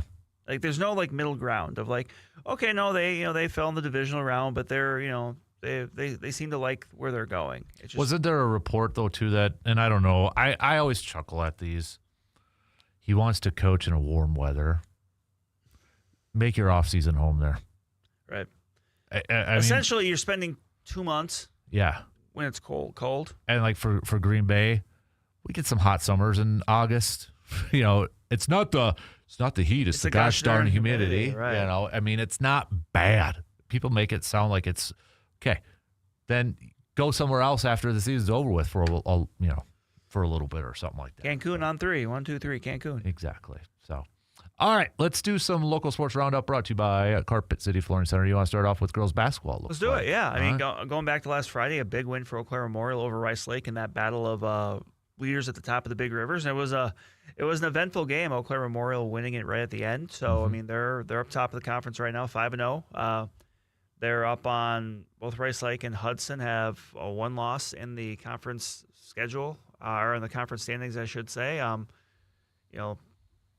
Not much really in the way of conference games last night. Hudson fell to Rice Lake, 67-54. But tonight you got more of those teams back in action. You got Chippewa Falls hosting New Richmond. You got Eau Claire Memorial hosting Menominee. And then you got River Falls hosting a traveling Eau Claire North team. So, but yeah, I mean, that's a big win for Eau Claire Memorial. Just, they're going to meet again near the end of the regular season. But, I mean, both Eau Claire Memorial and Rice Lake are probably going to be teams that are going to go into their respective postseasons, expected to make runs, deep runs, yeah, make runs after they did last year. So and with plenty of talent. So I mean that's a. Am I reading that right? Rice Lake's had quite a few home games already. 9 out of their 14. Yeah, so they'll have a lot of road games here coming up. So that's just kind of how the schedule works sometimes. So Western Cloverbelt, you got McDonald up top 7-0, 1 game up on Eau Claire Regis, and then you got a 3-way gaggle behind them of Fall Creek, Bloomer, and Elk Mound. So. Yeah, I mean they're at the midway point of the Cloverbelt season, so they'll start here, coming up second half. McDonald with a game down in Fall Creek, in Cricket Country against the Crickets. Otherwise, you've got Cadott and Elk Mound, Lock and Horns. You got Bloomer at Thorpe. Stanley Boyd non-conference game there, so they'll be taking on Marathon. But again, that's not a conference game. So yeah, we're starting the second half in the West. And in the Dun St. Croix, you've got Colfax up top, and they're on a big win streak right now. And they got Clear Lake tonight. That'll be an interesting challenge for the Vikings, but that's a Vikings team that's won around a dozen games in a row. I forget the exact number, but they've really emerged. They're 11-1 on the year. They have a win earlier this season over Regis. That's a team that I think has really emerged as going to be another legitimate contender in what should be a stacked Division IV section. I mean, that's just when I think of Colfax, it's just always a smart, kind of fundamentally sound, tough team that they can play a brand of basketball that will cause issues for some teams. And, last year, Durand, Arkansas was kind of that Division IV team in that conference. Keep in mind, last year, that was also when Elk Mound was still in there on their way to state. Now they're in the Western Cloverbelt. So it's a little bit, the conference looks a little bit different this year compared to last year, but still, that's a Colfax team that, they are playing very, very well right now. All right. On the boys' end of things, you've got Eau Claire Memorial and River Falls up top. For at the top of the conference in the Big Rivers, but still, really, a pretty competitive battle up top. With you got 4 teams with 1 loss. Again, they're going to start. I think I mentioned this last week, but they're going to really start stacking these conference games coming up here, just because Mother Nature really seemed like she kind of poo-pooed on nights when the Big Rivers was playing boys games. So, you've got some teams that only have 3 conference games in. So, and they're going to get to. They're going to get to a full schedule here coming up in the next 4 or 5 weeks. So, but the schedule I mentioned, it's kind of a similar story as far as the Big Rivers goes. Just a lot of them kind of reversed. But like tonight, you've got Chippewa Falls at New Richmond. You got River Falls at Eau Claire North. Memorial playing over in Menominee, and then you got Hudson making the jaunt up to Rice Lake for that game. So. Big Rivers, that's what we just said. The Western Cloverbelt had some boys games last night, and you still got Regis up top in that conference. They're 4-0, but Elk Mound has really come on strong here. They're 4-1 now. They picked up a big win last night over McDonald. They beat Cadott at the start of the week, so they're 4-1 in conference. So their one conference loss is to Eau Claire Regis, so they'll get a chance to play again. But Fall Creek and Stanley Boyd also in the 1-loss column as far as conference play goes. Stanley Boyd has the win over Fall Creek, but they've also lost to Regis. So, kind of getting to that point of the year where we might start to see a little bit of separation in amongst. Last night, Canada also picking up their first conference win of the season, knocking off Thorpe. So, we are, that Regis team, seeing them. I've talked about it a little bit last week when they played Stanley Boyd, also seeing them against McDonald when they beat them last Friday. Like, that is a very athletic team. Blake Risler, one of the top players in the conference and the area. DJ Cooper's able to, knock down a bunch of shots as he did in that game. And they're just like an athletic group that I think their athleticism, their speed, their ability to get to the rim while still also having to respect the fact they can shoot from long range. Really, I think it just gives opposing teams a lot to think about. Okay. So that's that'll be a Division IV on the boys' end of things. Some teams I mentioned there before to kind of keep an eye on. So hockey, I spent some time last night at Chippewa Falls Ice Arena or Chippewa Air Ice Arena for the latest showdown between Eau Claire Memorial and Chippewa Falls boys hockey. And I was having a conversation with some people like, man, I don't know how many one-goal games I've seen between these two teams over the years, but I think if I had a nickel for every time, I'd be eating nickel soup right now. So, but Eau Claire Memorial picking up the 3-2 win there. So they're right now the Old Abes are they're hanging out. They're in the top half. You've got the conference. Hudson, you've got 7-0 top of the conference. I mean, I think Hudson right now is they are to me they are the prime contender there. If it's going to be a matter of a team or two can kind of knock them off that perch, but. You've got River Falls at 5-2. You've got Eau Claire Memorial at 4-2 in the conference. New Richmond 4-3. So really, it's kind of a different year a little bit in the Big Rivers, where it does feel like this year you kind of have that one big contender and then a bunch of other teams kind of jockeying to knock them off the mountain. Versus in the past, you've had 2 or 3 teams in. It's just kind of a matter of okay, who's the one that kind of emerges. Mm-hmm. But that's definitely Hudson. I think this year, they've been strong. So. We're going to get to the goals against 5. Wow. Only allowing 5 goals so far this year. That is wow. No, that's. I mean, you don't have to be a hockey genius to know that. Usually, if that's if that's how it's going for you, you're going to be in good shape. So. Yeah, especially in 14 games. Jeez. Yeah. Well, I think that might only count the conference games. Looking at the standings there, so. Oh, okay, but still. yeah. That's less than a goal a game. Yeah. So. There's going to be some big matchups coming up here. We're going to start to see all these teams really early next week kind of start to play each other that second go-around. So, and really that was kind of the case last night because I believe Memorial beat Chippewa by 1 goal in their first meeting. Well, actually it might have been 3-2 if I remember correctly. So, but on the girls' end of things, you got Western Wisconsin up top of the Big Rivers, St. Croix Valley, Eau Claire area, Hudson, Chippewa Falls, Menominee, kind of looking to make up that ground. But that's those are games where, I mean, just because Western Wisconsin right now is 3-0, would not surprise me to see some teams that are maybe a little bit lower in the standings knock off some teams above them. That's just kind of the MO of that conference, and it's another one where we're in the second half of January, which is kind of crazy to say, which means like a month from now, 4 or 5 weeks from now, postseason. Jeez. Yeah, we're not that far away. And then, coming up tomorrow, we've got a couple, big events, just kind of, weekend tourneys going on. Chippewa Falls are hosting their annual boys wrestling invite. So a lot of teams that from the area are obviously going to be there. You got the Eau Claire Gymnastics Co-op. They're hosting an invite as well. You got some teams girls wrestling teams making the trip east to Wausau West. There's going to be some really good competition there, I know, on the girls' end of things as well. We had some of that earlier this week. Regis Altoona hosted an invite at Altoona. Cadet senior Izzy Sontag. On the same night, both got her 150th career win and her 100th pinfall win of her career. So, I mean, a very accomplished athlete in many sports. But, being able to do that kind of quite, both those things on the same night is a pretty cool thing as well. So, absolutely. But, yeah, we are hitting the back half of January already. I like it. All right, good stuff there. Local Sports Roundup brought to you by Carpet City Flooring Center. We got to take a really quick break, and then we'll be back with some Pump the Brakes, Full Throttle, brought to you by AJM Automotive in Eau Claire.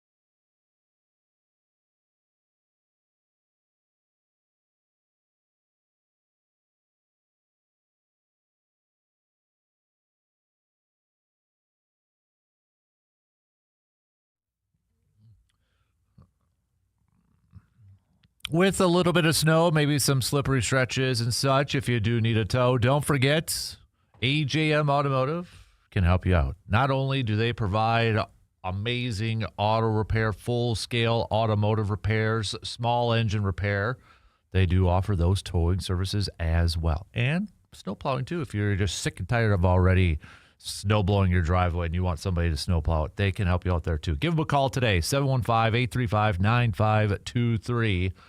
AJM Automotive, located 1919 Brackett Avenue in Eau Claire. Let's do some Pump the Brakes or Full Throttle, brought to you by AJM Automotive in Eau Claire. Pump the Brakes, Full Throttle. John Harbaugh will lead the Giants to double-digit wins in his first season as head ball coach. I'm going to pump the brakes on that. There is some cornerstone talent there. Mm-hmm. I do think it's interesting that reportedly one of the hang-ups on him staying with the Ravens was not getting rid of his offensive coordinator. It sounds like he's going with them there. Yeah. And then kind of seeing, okay, well, what's he going to do with less talent there? Right. So I'm gonna pump the brakes on that. I still think, plus in that division, I mean, Philadelphia, even though they obviously disappointing end to their season, that's still a team I think that's going to be the favorite. We'll see what happens with Dallas, but that's a team that's, in theory, should have still have a pretty good offense. Mm-hmm. And Washington, if they have Jaden Daniels for a full year, I think is a much different team too. So I'm going to pump the brakes on that. I think they could be improved, but not, I wouldn't say like 10 wins. Yeah, I'll pump the brakes to how about within a couple of years? Well, I would say for his sake, you better hope so. But he's getting paid $100 million, so $20 million a year, perhaps. So I guess he can do whatever he wants.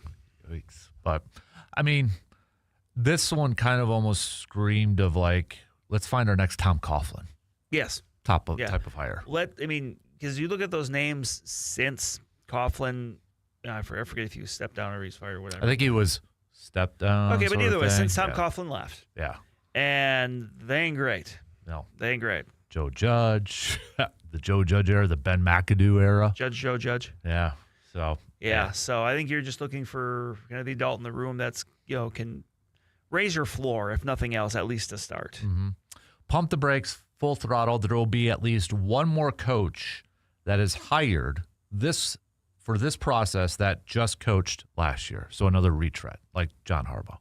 So you got like your Mike McDaniels, your Kevin Stefanski's, your at least one more. At least one more. Yeah, I'll go Full Throttle on that. Okay. I think someone like a Stefanski or McDaniel. Okay. Definitely. I think they get another opportunity. So we'll find out which one Brandon picks in our upcoming episode of the podcast. It'll drop later today. A little tease. See what I did there? Mm-hmm. I am going to pump the brakes. Ooh. I'm making a last-second change on one of my predictions. Last-second change. So let's go pump the brakes, Full Throttle. The Packers, if they were offered a first-round pick for Matt LaFleur, should take it. I would say it depends on who, but I mean, I would think it would be a top half of the first-round pick, or just because it'd be obviously a team that fired their coach. Because they don't have a first-rounder either. Don't. Remember this year? No, this year, next year they don't. Yep. So.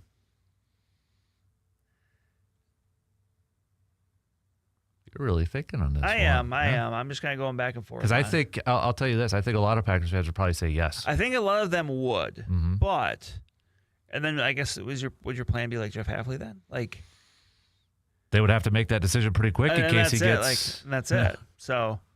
Or maybe you hire Mike LaFleur. Oh my gosh, that'd be hilarious. I'll pump the brakes on it though. Okay. I'll admit I'm intrigued because it is a first-round pick. Mm-hmm. The other hand, how successful has Green Bay been with first-round picks over the years? So it's like,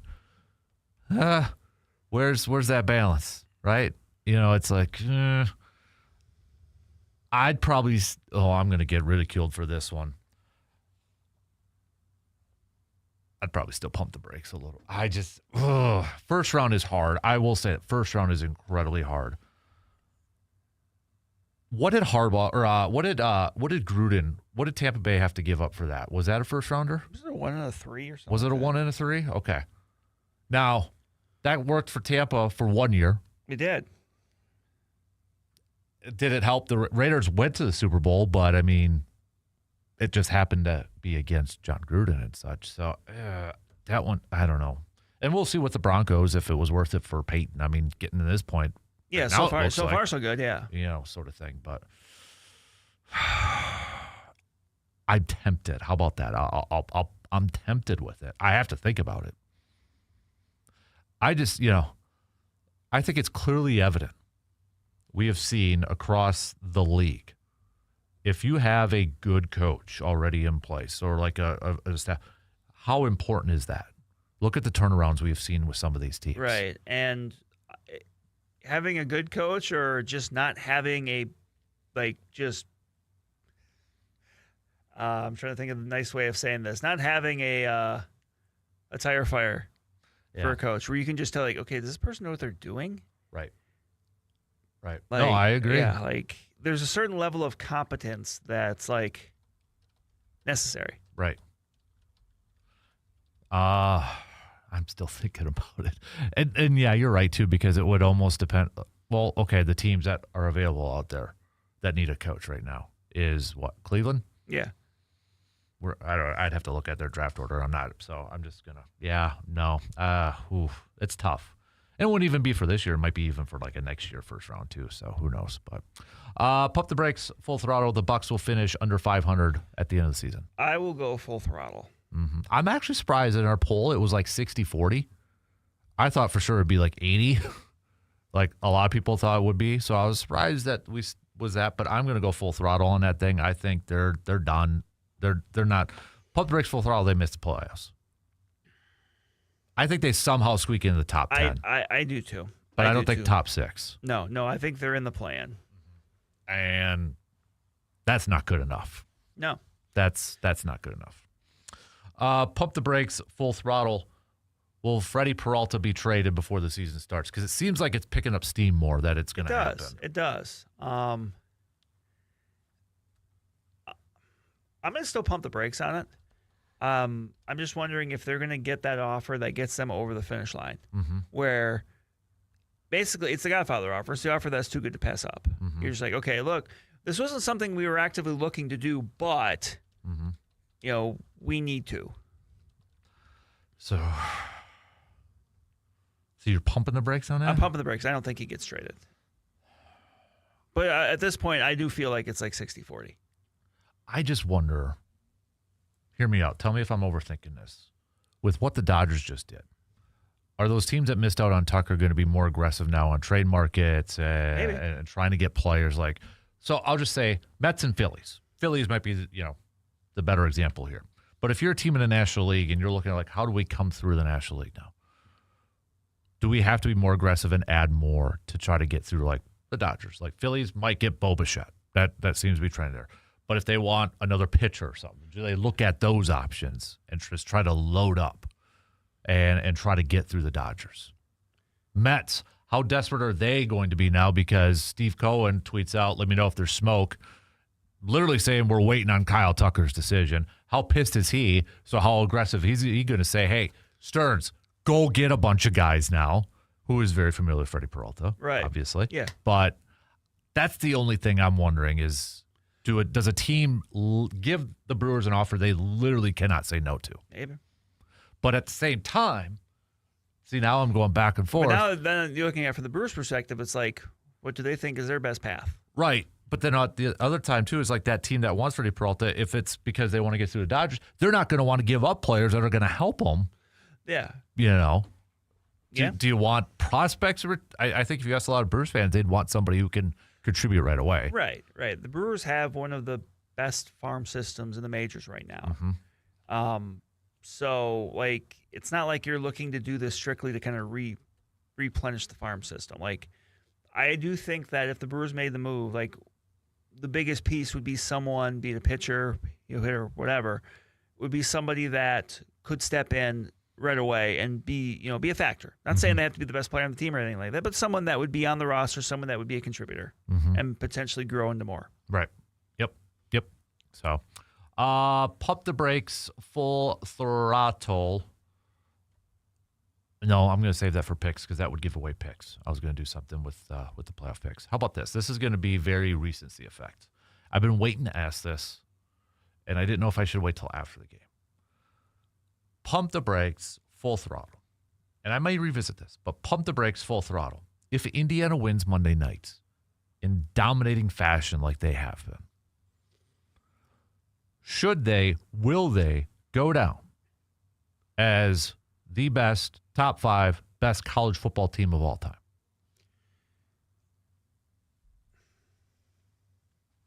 Can I answer first and you tell me how wrong I am?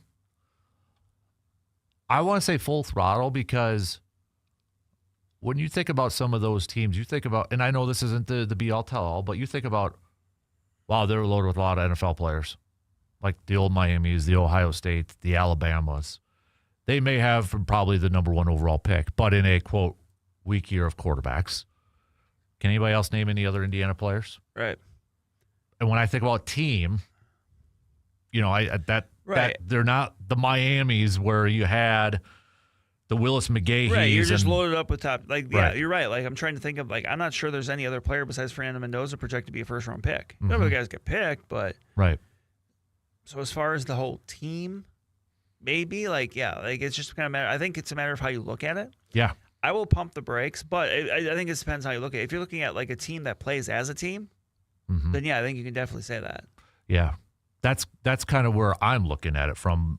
Are they the most talented compared to the other ones? Maybe not, because of all those, you had a backup quarterback at Alabama that could be a starter on any other, Right. all those teams, And those great teams.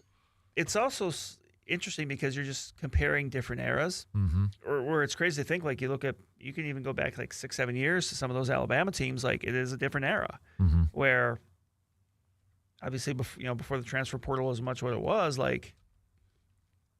you were able to stockpile talent a little bit easier. I mean, there's a reason that the Alabama was able to have Tua and Jalen Hurts then, right?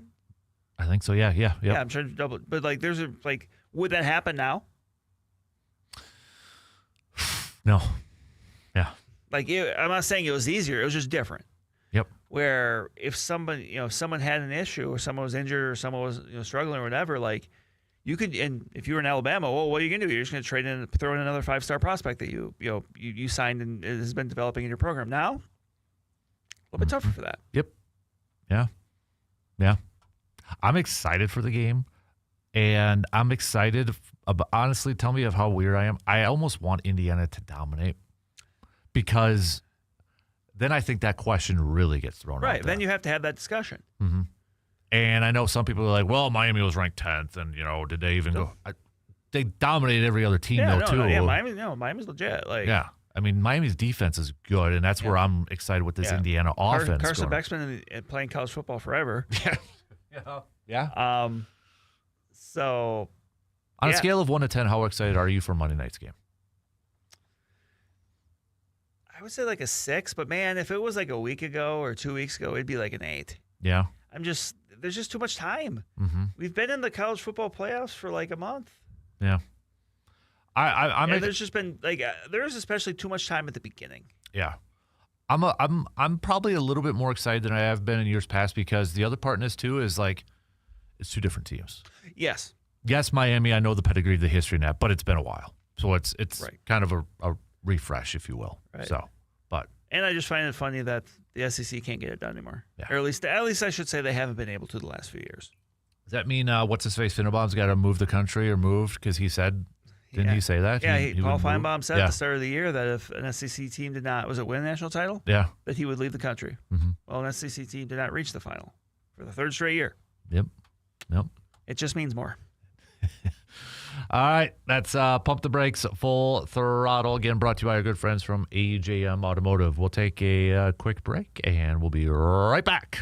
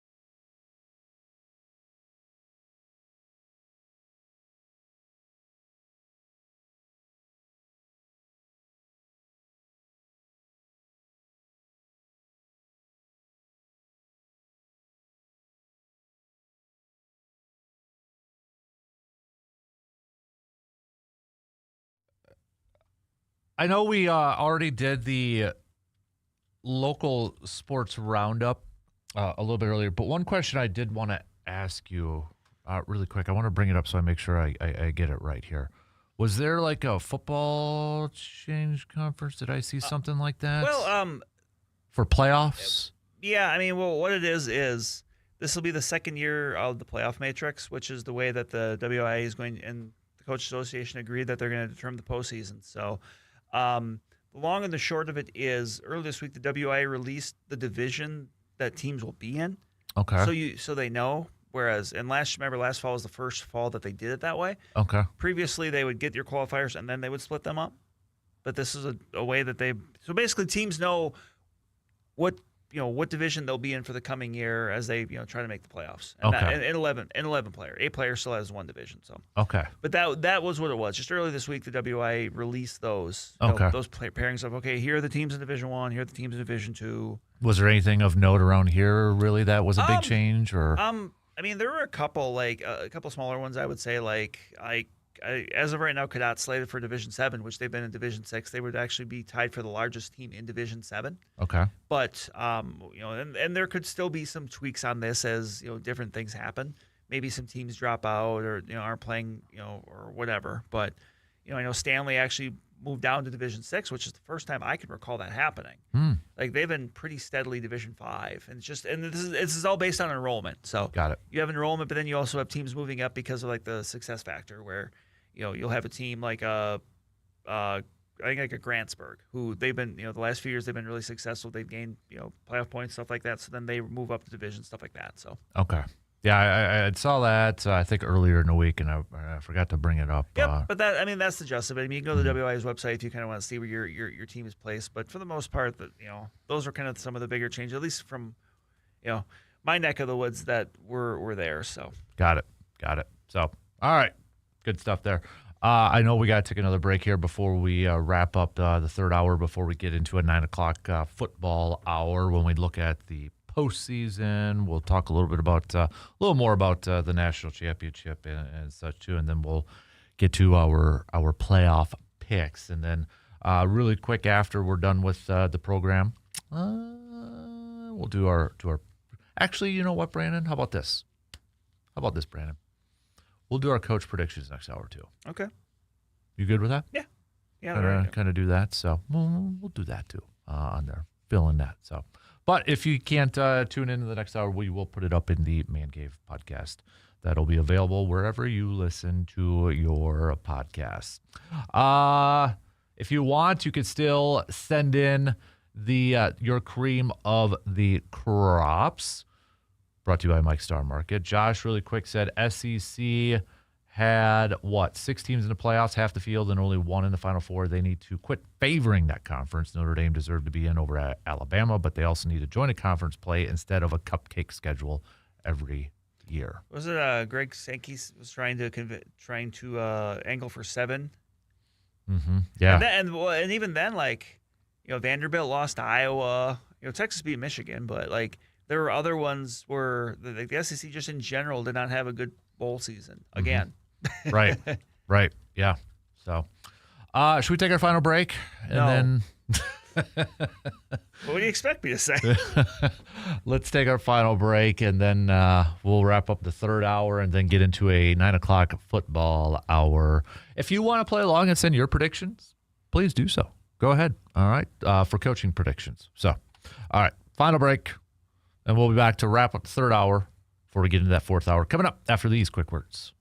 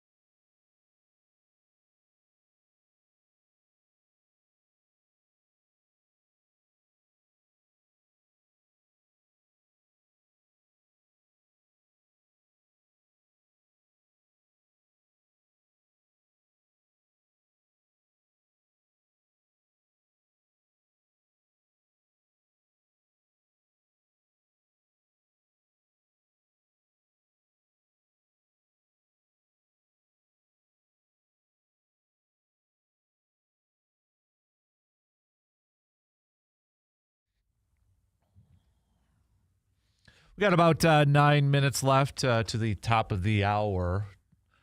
It's hard to believe. I remember what we were doing a year today. Do you remember, Brandon? Nope. It was a Bob Uecker show. It was a year ago. Yeah, Bob Uecker I suppose, yeah. Passed away. So, well, I think we were doing the show the next day. We were, yes. Yeah, the next day there. But yeah, that was been a year. Been a year. Been seeing, Brewers are posting that and such. So that would make sense because, it would have been a Friday when we were doing a show when you were in. So, man, that can't believe it's already a year. Wow. So, okay. So again, resetting it. Next hour, we'll talk a lot of football here. We're going to do some coach predictions. We're going to do some picks. We're going to talk some playoffs. We're going to talk some college national championship for college football on Friday. By the way, I know they did some changes in the college world for the transfer portal, at least for basketball. It's going to be after March Madness. Finally got something right, it seems like. Yeah, we need that for football now if we can. See, you move up, you compact the playoffs a little bit more, then suddenly playoffs are done by now, then the portal opens, you can still get, these kids can ultimately get where they're going to get. You can still get there by the start of the second semester. Mm-hmm. Like, there's a way to do it. They just got to do it. Yep, I agree. So, but hopefully that's just a stepping stone to something. It's still weird. Like, I know it's not a grind my gears, but it's still weird to say, like, or to see all these tweets when it comes to transfer portal or such. So-and-so has signed, or so-and-so has agreed, or so-and-so is like. The one the one that really gets me was like, someone has re-signed with a team. I'm like, yeah, I guess. But do you think that kid, the quarterback, the Patrick Mahomes wannabe, is regretting going to Oregon now? Well, I mean, Raiola? honestly, it might have been part of the plan because, like, he's still coming off. It was like a fractured leg or something, so he can. Oh, that's right. So remember the redshirt rule is you can play up to 4 games. Mm-hmm. So like, there's a world where he could still just play the 4 games redshirt and then still have 2 years of eligibility after next year. Yeah, you're right. I forgot about that part. So. I'm surprised he didn't go to Texas Tech. That would have been the smart one, right? Right? But what do you think the job and that Wisconsin football has done in the transfer portal? I give them credit because they've been very active. Mm-hmm. They've been very active, and look, they've needed to be active. There's been a fair amount of turnover, but getting the quarterback Joseph, that was kind of a big domino because that was the question. Okay, we're going to do quarterback. Mm-hmm. And this is a guy that was I think he was the offensive player of the year in the Sun Belt with Old Dominion. Like, he fits the Jeff Grimes offense to a T. Like, he's a dual threat quarterback. He can run. I mean, he might be one of the, if not the potentially best running quarterback Wisconsin's had. And that's a big part of the offense. So that makes sense. Mm-hmm. It does seem like that they, like, maybe this is just confirmation bias thing, but like, maybe is this where we're seeing maybe that commitment to paying spending a little more money is coming out, because you're seeing some noteworthy people, I would say. It's not the top of the market people, but still, like, there's been notable change here. Mm-hmm. And with that, I do think the new offensive line coach is going to make a difference. I mean, he is someone that has done well everywhere else he's been. Like, he's coached alongside Jeff Grimes before, and they've had success. So I'm very curious to see how that looks. You're hoping for the continuity, maybe a little bit, right? Like, they're kind of they're speaking the same language, maybe a little bit more. Like, so, but I like what I've seen. Obviously for what that's worth in January in the transfer portal time, but I can't complain about how they've approached it. Mm-hmm. Whether it works or not is another issue, but I have no complaints over how they've done it. And that's the thing is, like, they're bringing guys in. We don't know how they're going to perform, right? I mean, but at least they're doing something. And I think the thing too is you've seen a couple guys, I think Charles Perkins and then Eugene Hilton, that initially went to the portal and then came back. Yeah. So obviously, to me, that says, okay, they check their options, but also I'm sure the staff was still in communication with them. Yeah. And kind of giving them an idea, because, I mean, Eugene Hilton's someone that I think could have a big role next year, with the turnover they've had in that receiver room. Mm-hmm. Did see, some guys going to Indiana too, offensive Yeah, linemen. Joe Brunner. Joe Brunner. I mean, and and that's kind of one of those things where you're kind of like, oh, well, obviously, and he was probably the strongest link of that offensive line, but it's like, oh, well, he couldn't have been, obviously, other teams, there are high profile teams that felt strongly about him. It goes back to Indiana. Indiana's the premier program, right? Is it fair to say they're the premier program right now, at least in the Big Ten? Up before like a week ago, it was funny because people were saying like, wow, we live in a world where Indiana football and Michigan basketball are like the top of the class. Mm-hmm. Yeah. Well, at least Wisconsin got that big win against Michigan. So they did. They put together a few big ones. Yeah. And it's like that Minnesota one was big too. No, Minnesota's an improved team. They're a pesky team. Nico Nedved's a good coach. Like he's going to have that team playing a lot better than they have. Yep. And I think now I think this last 3 games, but more specifically the last 2, like I think for people that thought this team had what it took to maybe be a good team again this year, you're kind of seeing it. Mm-hmm. That Michigan game, you get down, you come back. The Minnesota game on the road, you get down, you come back. Like I think when we've talked about them, it's never been an issue of the talent. It's just a matter of how does it click? How does it work? I mean, you got a guy, Nick Boyd, that was playing in a national championship game just a few years ago. Like he came to Wisconsin with the idea of like, okay, we're gonna put this together. Mm-hmm. Yep. And they've really been led by their guard play. It's been Nick Boyd, it's been John Blackwell, and there's some other guys that Braden Carrington had that obviously the big game against Minnesota. You've had some other people have had those moments. Mm-hmm. But I think ultimately, I think this has even started here. Once Greg Gard kind of figures out his rotation, because you can't. I don't think you can do it by like playing 11 or 12 guys consistently. I just think at some point you kind of have to make decisions of like, okay, we need to make sure that we're prioritizing our best guys being out there. And I think maybe we're starting to see that process here. Yep, I agree. All right, we got a minute left, a little less than a minute left till a shot clock will cut us off, and the third quarter is in the books. Fourth quarter again. Lots of football playoff talk, prediction talk, and such when it comes to coaches. Now that the first domino has fallen I know it's not officially official yet with Harbaugh, but I mean, for crying out loud, it looks like it's going to happen unless there's something I would imagine major that were to pop out in that. But we'll do the other predictions here. Oh, I love this. Spot track, guaranteed salary 2026 plus per MLB team. Dodgers, $2,114,037,500. Next closest is San Diego, $1,266,675,000. Almost $1 billion more. That's insane. What's $1 billion between friends? By the way, Milwaukee, $202 million. Woo! Yeah. All right. 3 and 4 to go. No more 4 more hours. Fourth quarter coming up. 1 hour ago. Whew, we'll get there. We'll be back after these news updates.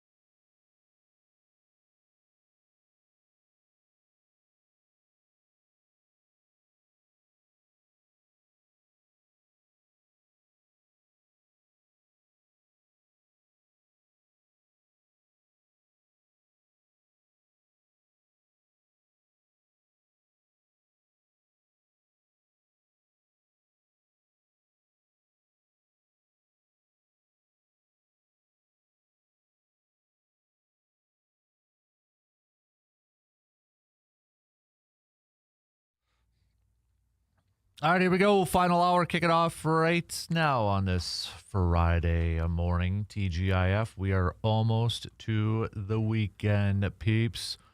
Almost there. Almost there. Coming up, we're going to do some picks at the back end of this hour. And we'll do some breaking down of each of these games, these playoff games and such. We'll talk a little college national championship, football national championship coming up on Monday. So we'll do that. But I want to lead off this hour. Mr. Berg, I got to make sure you're potted up. Yep, you are potted up there. How about that? All right, so I want to lead off this hour doing a little prediction time.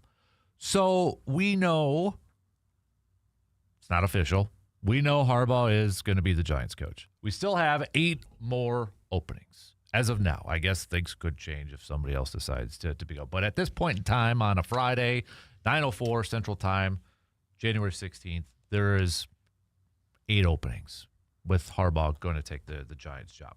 So we are going to do some predictions, Mr. Berg. We are going to predict who are going to be the head coaches for the Steelers, the Ravens, the Cardinals, the Dolphins, Falcons, Browns. Who else am I missing? I'm missing somebody else, eh? Titans. That's right, the Titans. Thank you. So we are going to make predictions for those. Are you ready to do this? Do you have yours? I am. All right. What team would you like to start off with first, sir? Defer. Oh, you're going to defer? Okay.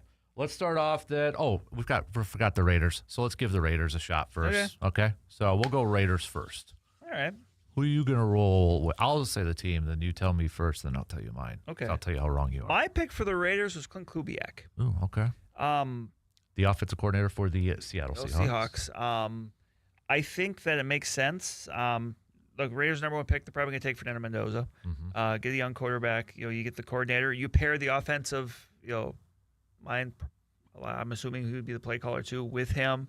Also, I think something that I look at the Seahawks, and obviously people talk about the good year Sam Darnold's had and stuff like that, but like they're a run team. Like they run the ball well. I think you get him in there as well with Ashton Genty. Mm-hmm. Maybe you actually give that team a chance to be, something on offense. And you go a little bit younger. Obviously, Pete Carroll, young at heart, but it just didn't work. Right. So I went Clint Kubiak on this one. I went with this one's tough because you really don't have a direction. This was not one of the first ones I picked. This one took some time. I'm going to go, I'm probably falling into the trap of some of the stuff we had heard early on. I'm going to go Brian Flores for this one. Some of the rumors out there was that Brady was, if he does have a lot, which I think he would have a lot of say in this, bringing him in, Brian Daboll, offensive coordinator, sort of thing. I'm going to go with Brian Flores with this one. This was something that stuck out to me right away. I know the Steelers are mentioned now as a possibility. That's a hot one for Brian Flores, too. I'll explain why I didn't go with that one when I get to my pick here for the Steelers coming up a little bit. It's just, I bet on that one right away, and I'm going to stick with that one. Yeah, makes sense. So let's go then, Titans. All right. Titans. I went Matt Nagy. I was saying one, so I might as well just go. There's a connection with the decision makers in charge. Mm-hmm. I don't know if I like that move, but again, this is what we think will happen, not what we would do. Right. He gets another chance to be to be a head coach. Yep. Obviously working with Cam Ward, looking to pull that franchise out of irrelevancy. Yep. But yeah. Yeah, I'm going to go Matt Nagy too. There's a little familiarity with the front office with Kansas City as well.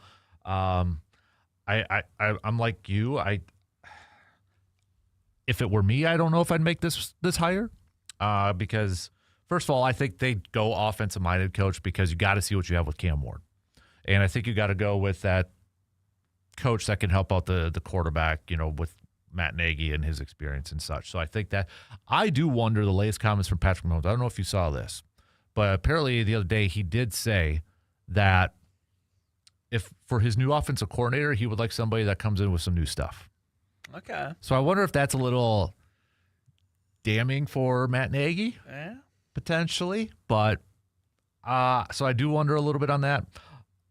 But yeah, this one again was like a hot name right away, and I'm kind of sticking with that with Matt Nagy. So I'll wait because I don't want to tip off anything. Falcons, I went with Kevin Stefanski. That's a team that's got a lot of offensive weaponry.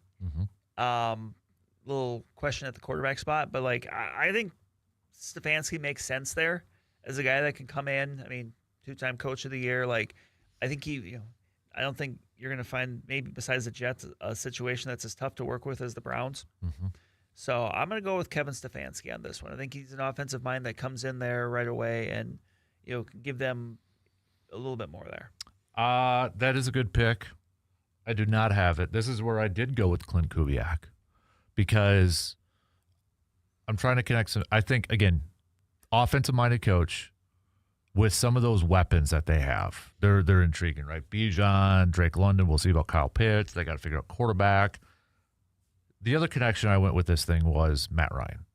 Matt Ryan, football director of football. That's such a sweet title to have, whatever Director it is. of football. Yeah, president of football or whatever it is.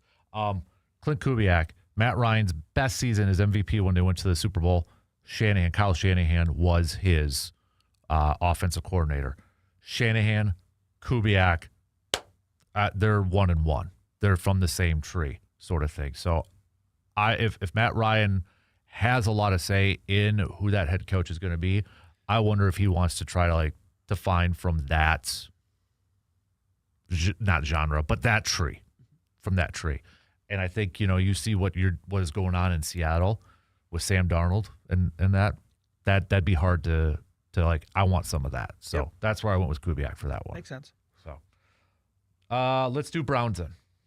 Browns, I went with one that was maybe it would be a little bit of an upset, but it's the Browns, so you never know. I went Jim Schwartz. I did too, but I'll let you. I'll talk. I'll He's say the defensive coordinator there. I just kind of wonder right now if maybe and he's been a coach before, but I don't know. I kind of had that feeling that he could be the guy I could see impressing them, and they're kind of stuck in the middle at quarterback right now. So it's maybe they can't do the full reset. So, and it's not like they're going to, I mean, there's really one quarterback at the top of the draft. They're not going to get him anyway. So, right. I don't know. I just kind of felt like maybe they think that, they turn the leadership over to the guy that ran the defense, which was really good defense. And then you kind of figure the rest out. And then this is almost one where, if it doesn't work, it's easier to move on from. Yes. That's kind of the mindset I was going with mine. So, because I'll tell you, this is the one I changed. I did too. This was not what I had. This is not where I was originally thinking. I originally had Mike McDaniel on this. I did too. Did you really? I did. Wow. Okay. But then the more I thought about it, I'm like, Mike can be picky. Right. And if he doesn't get a spot that he's comfortable with, he can go and be an amazing offensive coordinator, and he's going to be a hot commodity. Rehab his image, and then, rehab his image, but just basically build up his resume again. Because I'll admit it, I would love him in Green Bay calling plays if Matt LaFleur comes back. If he goes to Detroit for a year and calls plays, even that would just, I think, yes, you're disappointed, Mike, about being fired. Take a breath, though. Don't just settle for something. And I think Cleveland would not be a good situation because of the quarterback. So, and from some of the stuff I was seeing is they want to keep Jim Schwartz as defense coordinator, so that's why they're looking for head coach. You might as well hire Jim Schwartz then. Yeah. If it's somebody else, I could see that head coach wanting to keep Jim Schwartz. Right. He's a really good defensive coordinator. Yeah. But I think if you're Mike McDaniel right now, that is not the spot to be in. Yep, you can be picky. Don't go to that, and because if you can go to Detroit, you could go to a Philly, you could go to one of these teams where if might be able to pair up with a defensive-minded head coach, right, and that would give you autonomy over the offense. Yep. So I feel like, that's where I'm at this point. So, all right, what's the next? Let's do Dolphins. I want Jeff Hafley. The connection, obviously, with the new guy down there that's running the show. I just thought that made sense. And I think a lot of times you see teams kind of go a different direction from one coach to the next. Not always, but obviously you had the offensive mind. Kind of the, I don't want to say he's outspoken, but with Mike McDaniel, a guy that was never afraid to speak his mind. Yeah. To a defensive coordinator in Hafley who he speaks himself, but he's not real boisterous. So I don't know. I just thought the connection made sense. Oh, it 100% makes sense. The one that I went here, though, I went with Joe Brady, offensive coordinator for the Buffalo Bills. This one's tough, too, just because of the quarterback. Like Cleveland, Atlanta, Arizona, Miami, these quarterback questions are so difficult.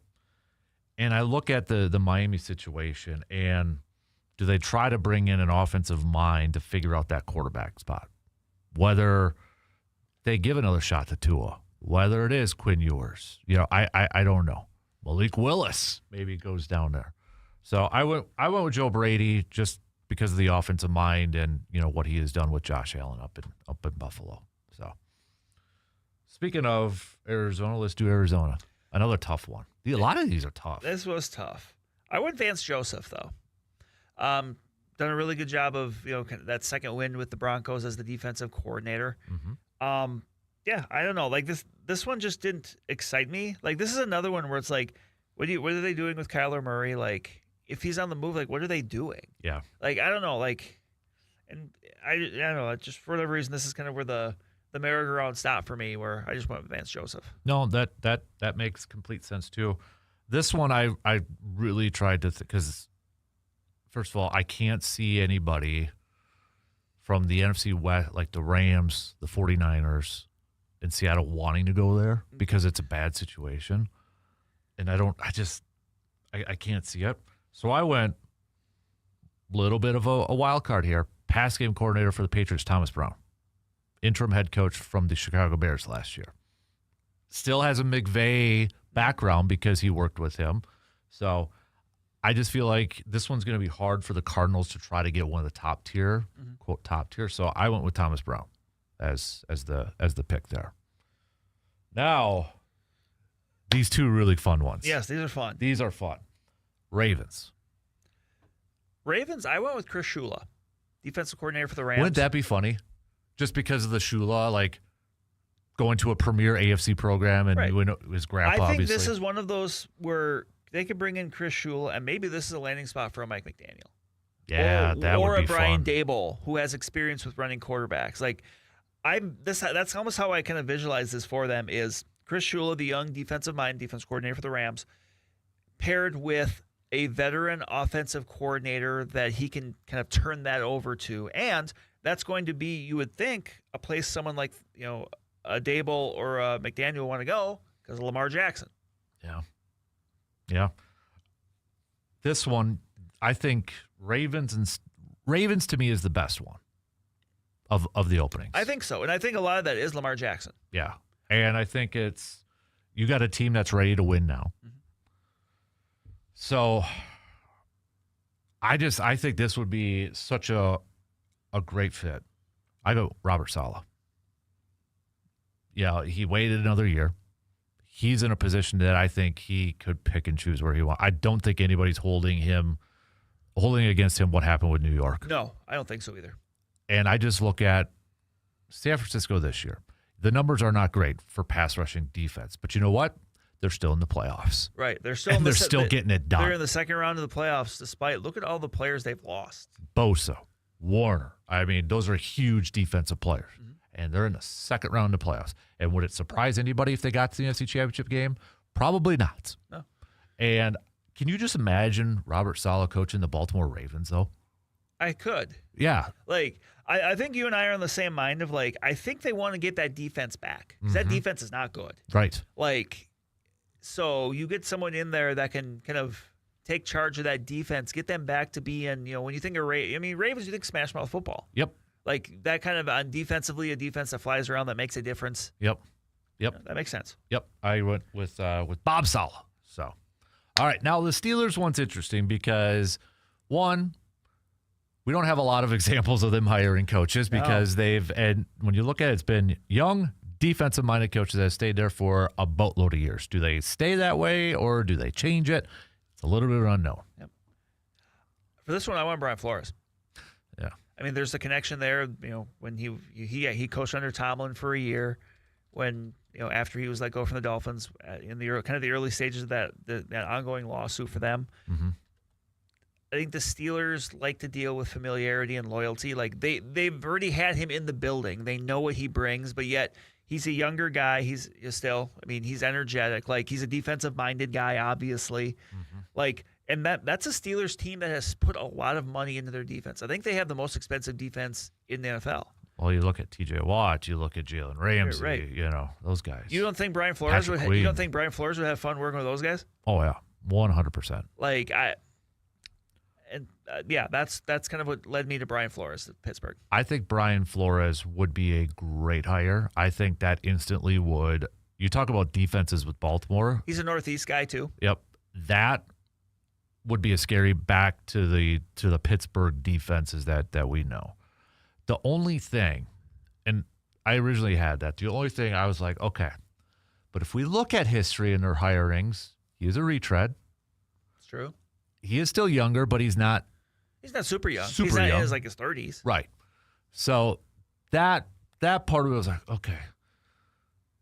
With all that being said, this one would be fun if it was like a Chris Shula, you know, a younger defensive coordinator. I'm not picking that one. Right. This is another one too. They got to figure out what's the quarterback situation, right? I mean, look at all these openings, and you how many of them are like fix the quarterback? Raiders, Falcons, Browns, Dolphins, Cardinals, Steelers. With this one though, I went with Jesse Minter, defensive coordinator with the Chargers. Again, it fits the younger, up and coming type of defensive coordinator mindset. With that, it's just. I went with that route. It would be fascinating, though, if they went with an offensive-minded coach. It would.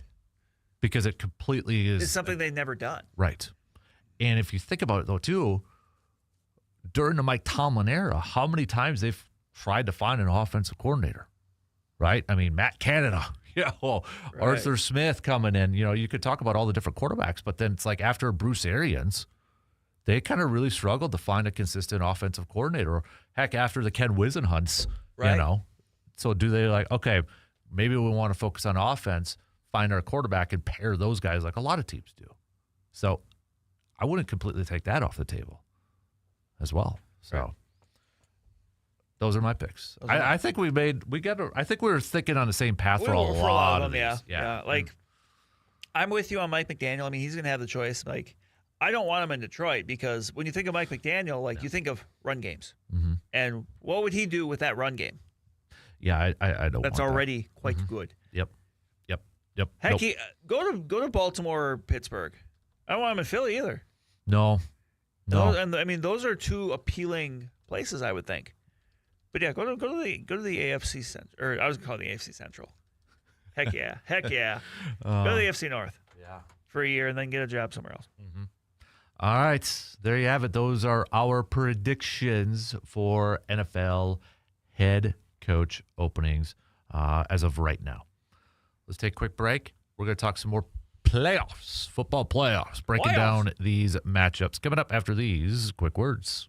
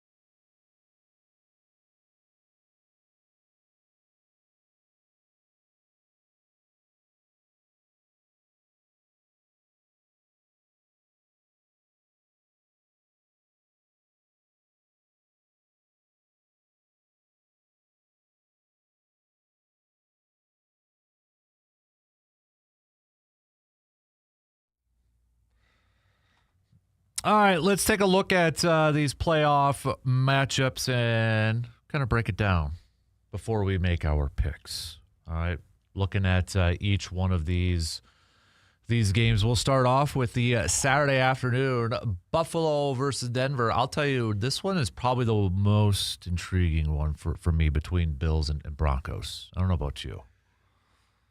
Yeah, I mean, I could definitely see it. Obviously, you got the elite defense with the Broncos going up against Josh Allen. Yep. The fighting Josh Allens at this point. Mm-hmm. Mile high. I feel like if Buffalo gets by Denver, they're going to the Super Bowl.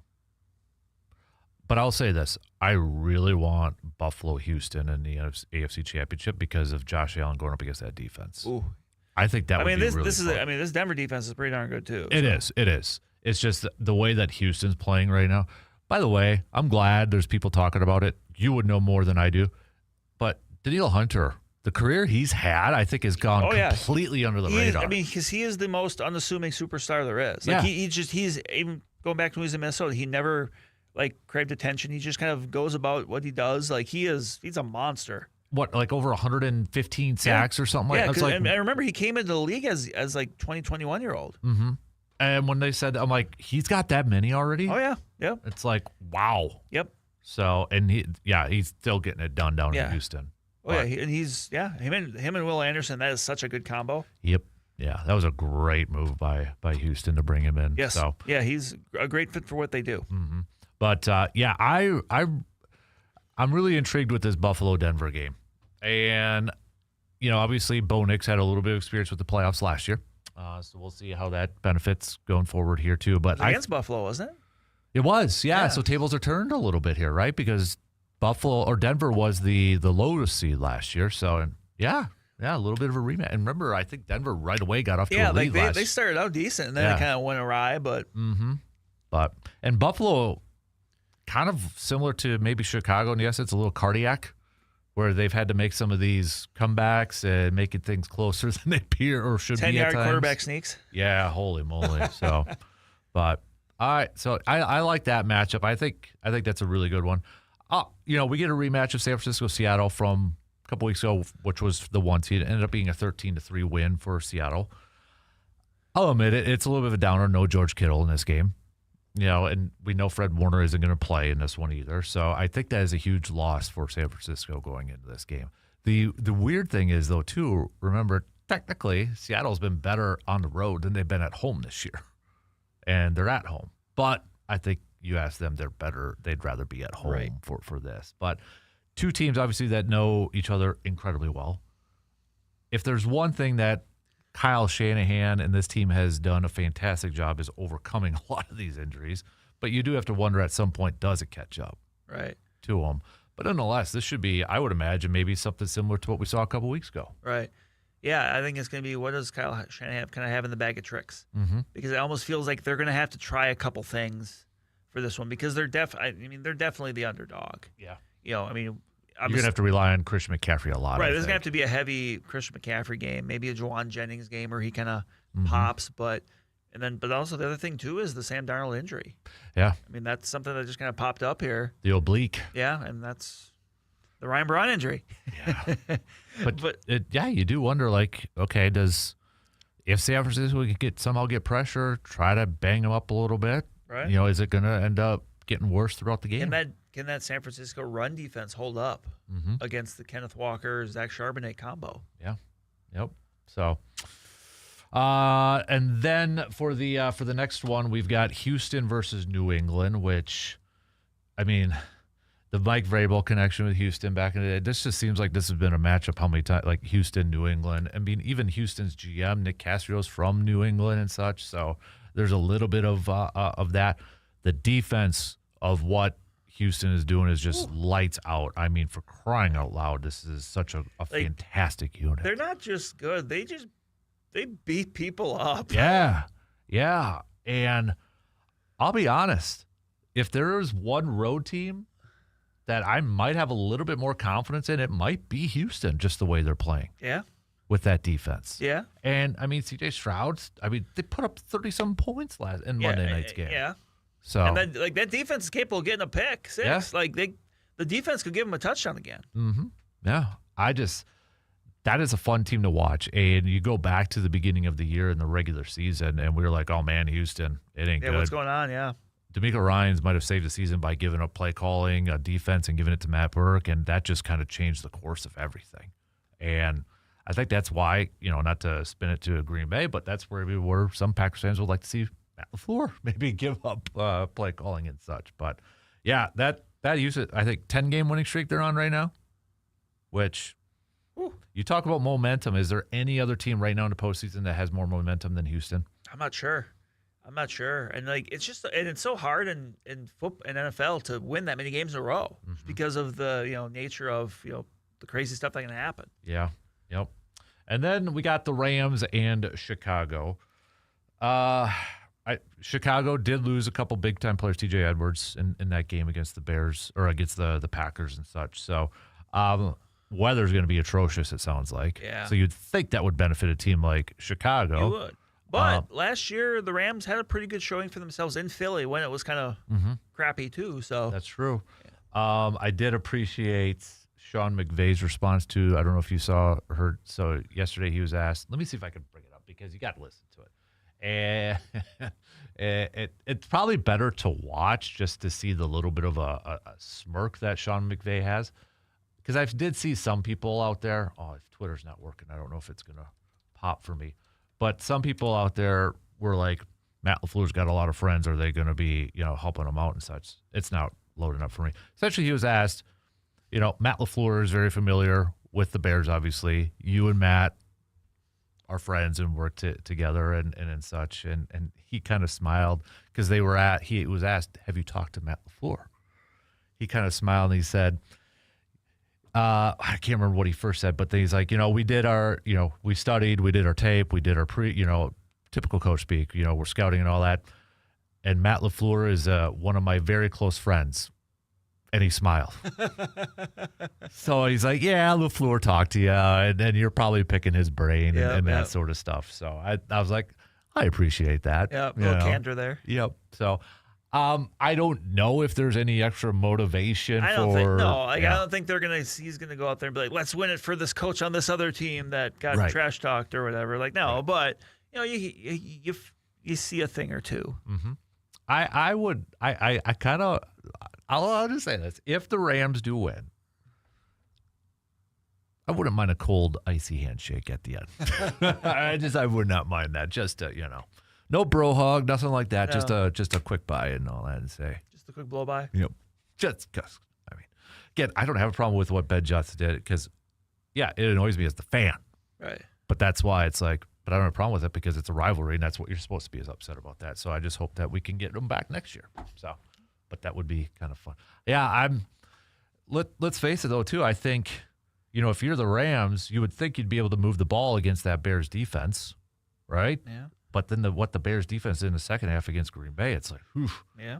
So this one's intriguing because I think it's offense between these two. It's offense, and you mentioned the weather not being potentially very good, so that's interesting that, this could be the highest scoring game of the weekend, yet is that going to be the neutralizer? The weather could say, well, hold on a second. Mm-hmm.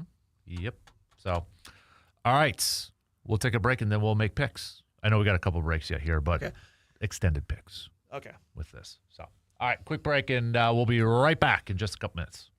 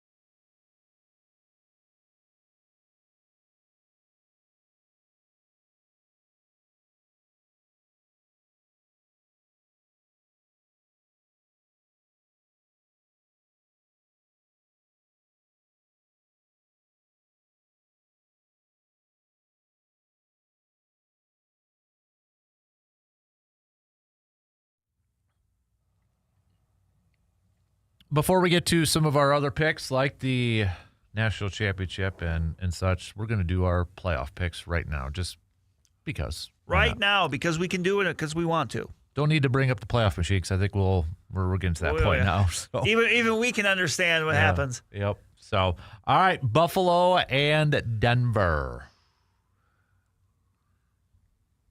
I'm going to go Denver. Okay. And I guess if I'm wrong about that, I'll just pick against the Bills the rest of the way because I picked against them last week and it worked. Yep. I'm going to say that Josh Allen has the ball in his hands with a chance, like the final 2 minutes, a chance to go win the game, and then the Denver defense makes a stop. I'm going to say like 24-20. Okay. I am going to go with Buffalo. I think it is a very close game, and I think Buffalo is going to have to do another come from behind. And, yeah, I could see 27-23, something 24-21, something like that. But I'm going to go Buffalo to keep their playoff hopes alive and advance to another AFC Championship game. So, and then Seattle, San Francisco. I'm going to go Seattle. There's a path where the Niners win this, but I think there's just more ways Seattle does. Yep. I think the injuries eventually they catch up with Seattle or San Francisco. Sorry, especially the George Kittle one now. Mm-hmm. Yeah, I am going to go with Seattle. I'm going to go with Seattle too. It's just, it'll be interesting to see if that Sam Darnold injury is a lot on there. I feel like the defense we saw a couple weeks ago. I know San Francisco's got a great offense and such, but I give the edge to Seattle's defense a little bit this one because of all the injuries. So I'm going to go Seattle to advance. So then we've got Houston, New England. I'm going to go with New England in this one. You're going all favorites. You're going all top seeds. All chalk. All right. Any reason why? I know the offense kind of sputtered a little bit, but I think I think Drake May has a better effort this week, even though it's against a better defense. Mm-hmm. But I'll say like 23-13. Oh, okay. Somehow there's a missed extra point or something in there. I'm going to do my best Dr. Ian Malcolm from Jurassic Park, Jeff Goldblum. I want chaos. Houston wins, which means Houston's going to have the home game then in the AFC Championship That'd be game. awesome. Because Buffalo's a 6 seed, Houston's a 5. Boom. Houston, you get the AFC Champion. 2 wildcard teams. That defense is just playing too good. And I gotta roll with that. I think it could be 2017 type of game. I can't they're too good right now. And I would love that AFC Championship That'd game. be fun. Right? That Buffalo, would be fun. Houston. I mean, you would get someone that's going the first time in a while, even though obviously the Bills have been they've been in the spotlight a lot, but yep. And I would have no problem. That would be who I would root for in the Super Bowl, whoever would win that one. Yeah, I can get behind either of that. Mm-hmm. So that's partly what I want to. So, but I think that would be a fun game too. It would. So, all right, Chicago and the Rams. This is one I kind of go back and forth on a little bit because I keep waiting to be able to say like, well, there it was for the Bears, like that moment where it just kind of goes awry, but that hasn't happened. Mm-hmm. So I'm going to go with the Rams under the guise of like, is it kind of now or never? Like, do you feel like this team could kind of ramp back up again next year? Like at this point, Matt Stafford's kind of going year to year. Yeah.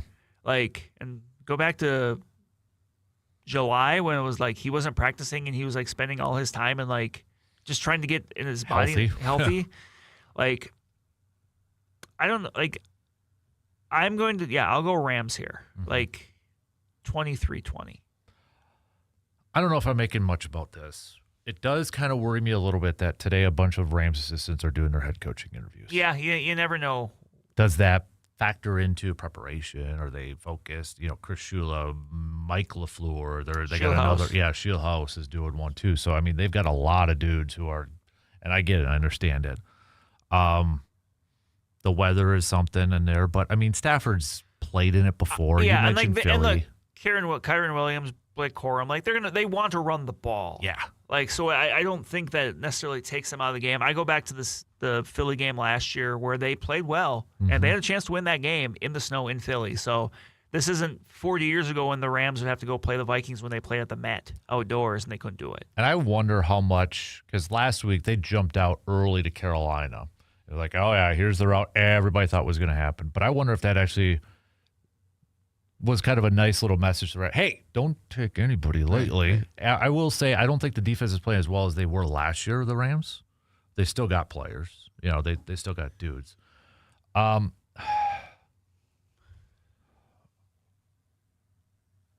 This one could be a really good game, I think, too. I think so. Oh, yeah. This could be, I think, we talked about the offense before, like one of maybe the most entertaining game of the weekend just as far as like explosiveness goes. Mm-hmm. Honestly, it might come down to what defense do I trust the most. So I'm going to go Rams, but I think very, very, very close. If you're a Bears fan listening around, you probably feel pretty good, though, because this is the second week in a row we both picked against the Bears. But it's kind of maybe a little funny.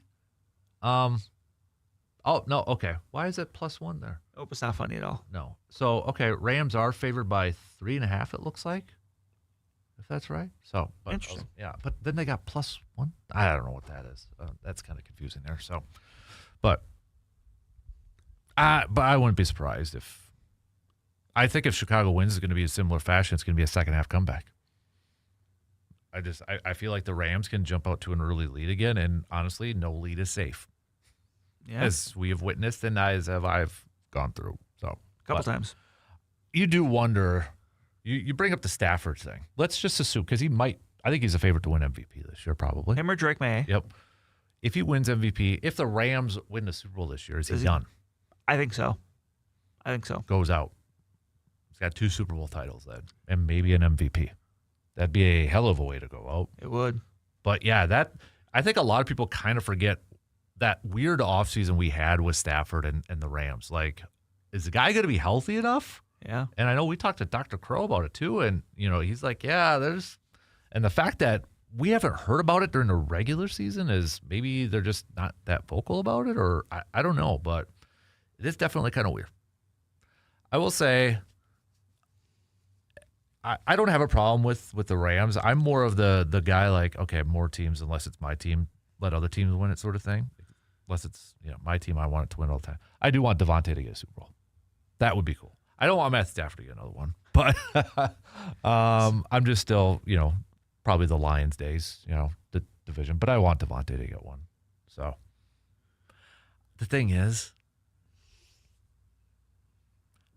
so my picks would be Houston, Buffalo, and then Seattle. Yeah, we have the same. Rams. We would have the same NFC title game, but a completely different AFC one. With I guess with yours too, like our Final Four, I don't know if there would be a clear favorite. No, I think you can make a case for anybody once you get to that point. Yeah, I mean, kind of right now too, but really with mine, Buffalo or Houston, and then Rams and Seattle again. It's like either whoever wins in those matchups will go to the Super Bowl. I don't know who the heck I'd pick at that point. I still have one of my preseason Super Bowl picks. Who was it? Rams. Oh, you did have Rams. I had Rams-Ravens. Yeah, I had Buffalo. I had Buffalo Green Bay, I think. So there you go. Yeah. But no, it's different. We don't have a Philly. We don't have a Chiefs. We might still have a San Francisco, talking about recency stuff. But we don't have a Baltimore. Might have a New England. Yeah. I hope not, but all right, we got to take our final break, and then we'll do some more picks, including the national championship. We'll be back after these words.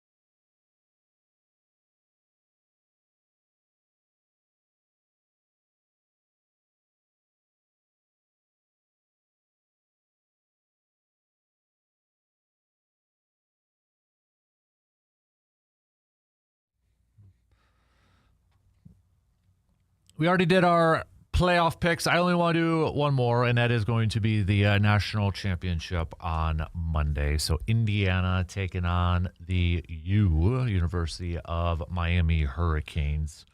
Before that, though, going back to those, the way Indiana is going about this playoff and just how dominating they are, dude. I mean, this is surpassing anybody's expectations, right? I mean, nobody thought they would be. Not saying that they wouldn't get there, but the way they're winning these games. Right. It's almost been like a step-by-step process this year where, because they went on the road, they beat Oregon, right? Mm-hmm. It's like, okay, well then and then they get the Big Ten title games. Like, well, can they beat Ohio State? Well, they beat Ohio State, and that's like, well, this isn't the best Alabama team in the world, but like, Alabama. Yeah, still Alabama and the bright lights, and they are just every time it's like, yeah, we don't care. We're just gonna go win. Mm-hmm. And right now they're favored by 8.5 against Miami. So, looking at that, it is in Miami. I say, it'll be a little bit. But is it going to matter though? What I will say this: the last time I can remember Miami playing a major bowl game at home was the 2017 Orange Bowl when they lost to Wisconsin. Oh yeah. Obviously, that's unrelated because it's completely different people and stuff. But still, like, it's not. I mean, those fans will be pumped up. I'm sure Michael Irvin will be. Taking it up yet another notch. Excited. Yep. But I don't know. I'm still going to take Indiana in this one. Yeah, I'm taking Indiana too. Do you think they cover? You said 8.5? Yeah. I think that's a really good line. I'm going to say no. I'm going to say it's like a 7-point game. Maybe like a Miami closes it to one late, one score late kind of a thing, like a 31-24 kind of a thing. Mm-hmm. Gets it to a one possession late. Yeah, it's yeah. But I'll say Miami covers. I'm going to say Indiana covers. I'm going to go Indiana. This is such a well-oiled machine. The what they're doing here, I get Miami's got a really good defense too, and that could make things a little bit more difficult. But the job that Kurt Cignetti and this entire team and staff is just. This is so rare. It's one of the great turnaround sports stories of all time. Mm-hmm. And yeah, sure, money flooded, but that's the name of the game now, isn't it? That's not a guarantee of anything, though. Right. Yeah. You're telling me that Alabama and Georgia don't have money? Yeah, that's true. It's money, but it's also identifying talent, and it starts first and foremost at the top. Mm-hmm. Yeah. That's why I want to revisit the question that I threw out there a couple hours ago. Could Miami, Indiana, be considered the greatest team of all time if they get this thing done? And I look at it more from the team aspect. Right. Because usually when you think of that, you think of the talent on the team and how it projects the NFL. You mentioned like those early 2000s Miami teams, some of those later Alabama or Georgia teams, that kind of thing. Yep. Even Ohio State with the receivers and all that stuff. Right. It's just outside the quarterback and in a perceived weak year at quarterback for the draft, that's the only player that a majority of people know at Indiana outside of the head coach too. Otherwise, can you name a lot of the other players? Probably not. I can name Riley Nowakowski, but that's because he used to play for the Badgers. Right.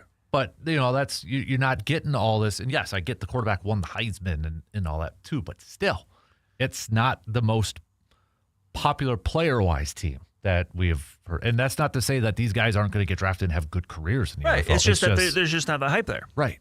And if they go, okay, so if let's just play the what-if game here. If Indiana goes and dominates that thing, I mean, we're talking like how they have. Then you look at it. Is that the most impressive college football season team that we have seen in maybe a long time? I mean, yeah, you got the LSU with the Joe Burrow, but even that, Joe Burrow and all those receivers he had. And Jamar Chase and Justin Jefferson. And exactly. Et cetera. And it's like, I like how you phrase it. It depends on how you kind of view it as like, is it a collection of talent or like the team sort of thing? And I guess I'm probably more of the team, aspect built like that. It's almost kind of maybe a Brewers-esque sort of thing. Or the sum is, or the results are better than the sum of the parts. Right. Yeah. So it's just, I'm rooting for Indiana. I am too. And not because they're a Big Ten team, and they're an actual Big Ten team. They're not like a Big Ten satellite. They're not Oregon, right? Yeah, but because it's such a good story. Mm-hmm. And it shows that, like, if the stars align, you can flip things quick in college now. Yep. I would agree. So, all right. Google it. If Kurt Signetti was 20 years younger, he'd probably be talked more about NFL jobs, I would imagine. Yeah. And I know some people are having fun with Pittsburgh, but it ain't happening. He ain't going to Pittsburgh. I just don't. I think he's a college coach. Yeah. Yep. It's just, but you do wonder if he was 20 years younger, would the NFL? I mean, Marcus Freeman's getting that buzz, and that's kind of about that. So, yeah. Yep. Man. He's probably the perfect coach, too, from a personality standpoint, to have a program like Indiana. Yes. Like, just gives no you-know-what. But nobody gave a you-know-what about Indiana for the longest time with football. Yeah. So, all right. That's going to do it for us because the shot clock is going to cut us off right now. Brian and I are going to record a quick podcast, so check it out wherever you get your podcasts, the Man Cave Podcast. Enjoy a lot of football. Enjoy the weekends. We'll talk to you all next week.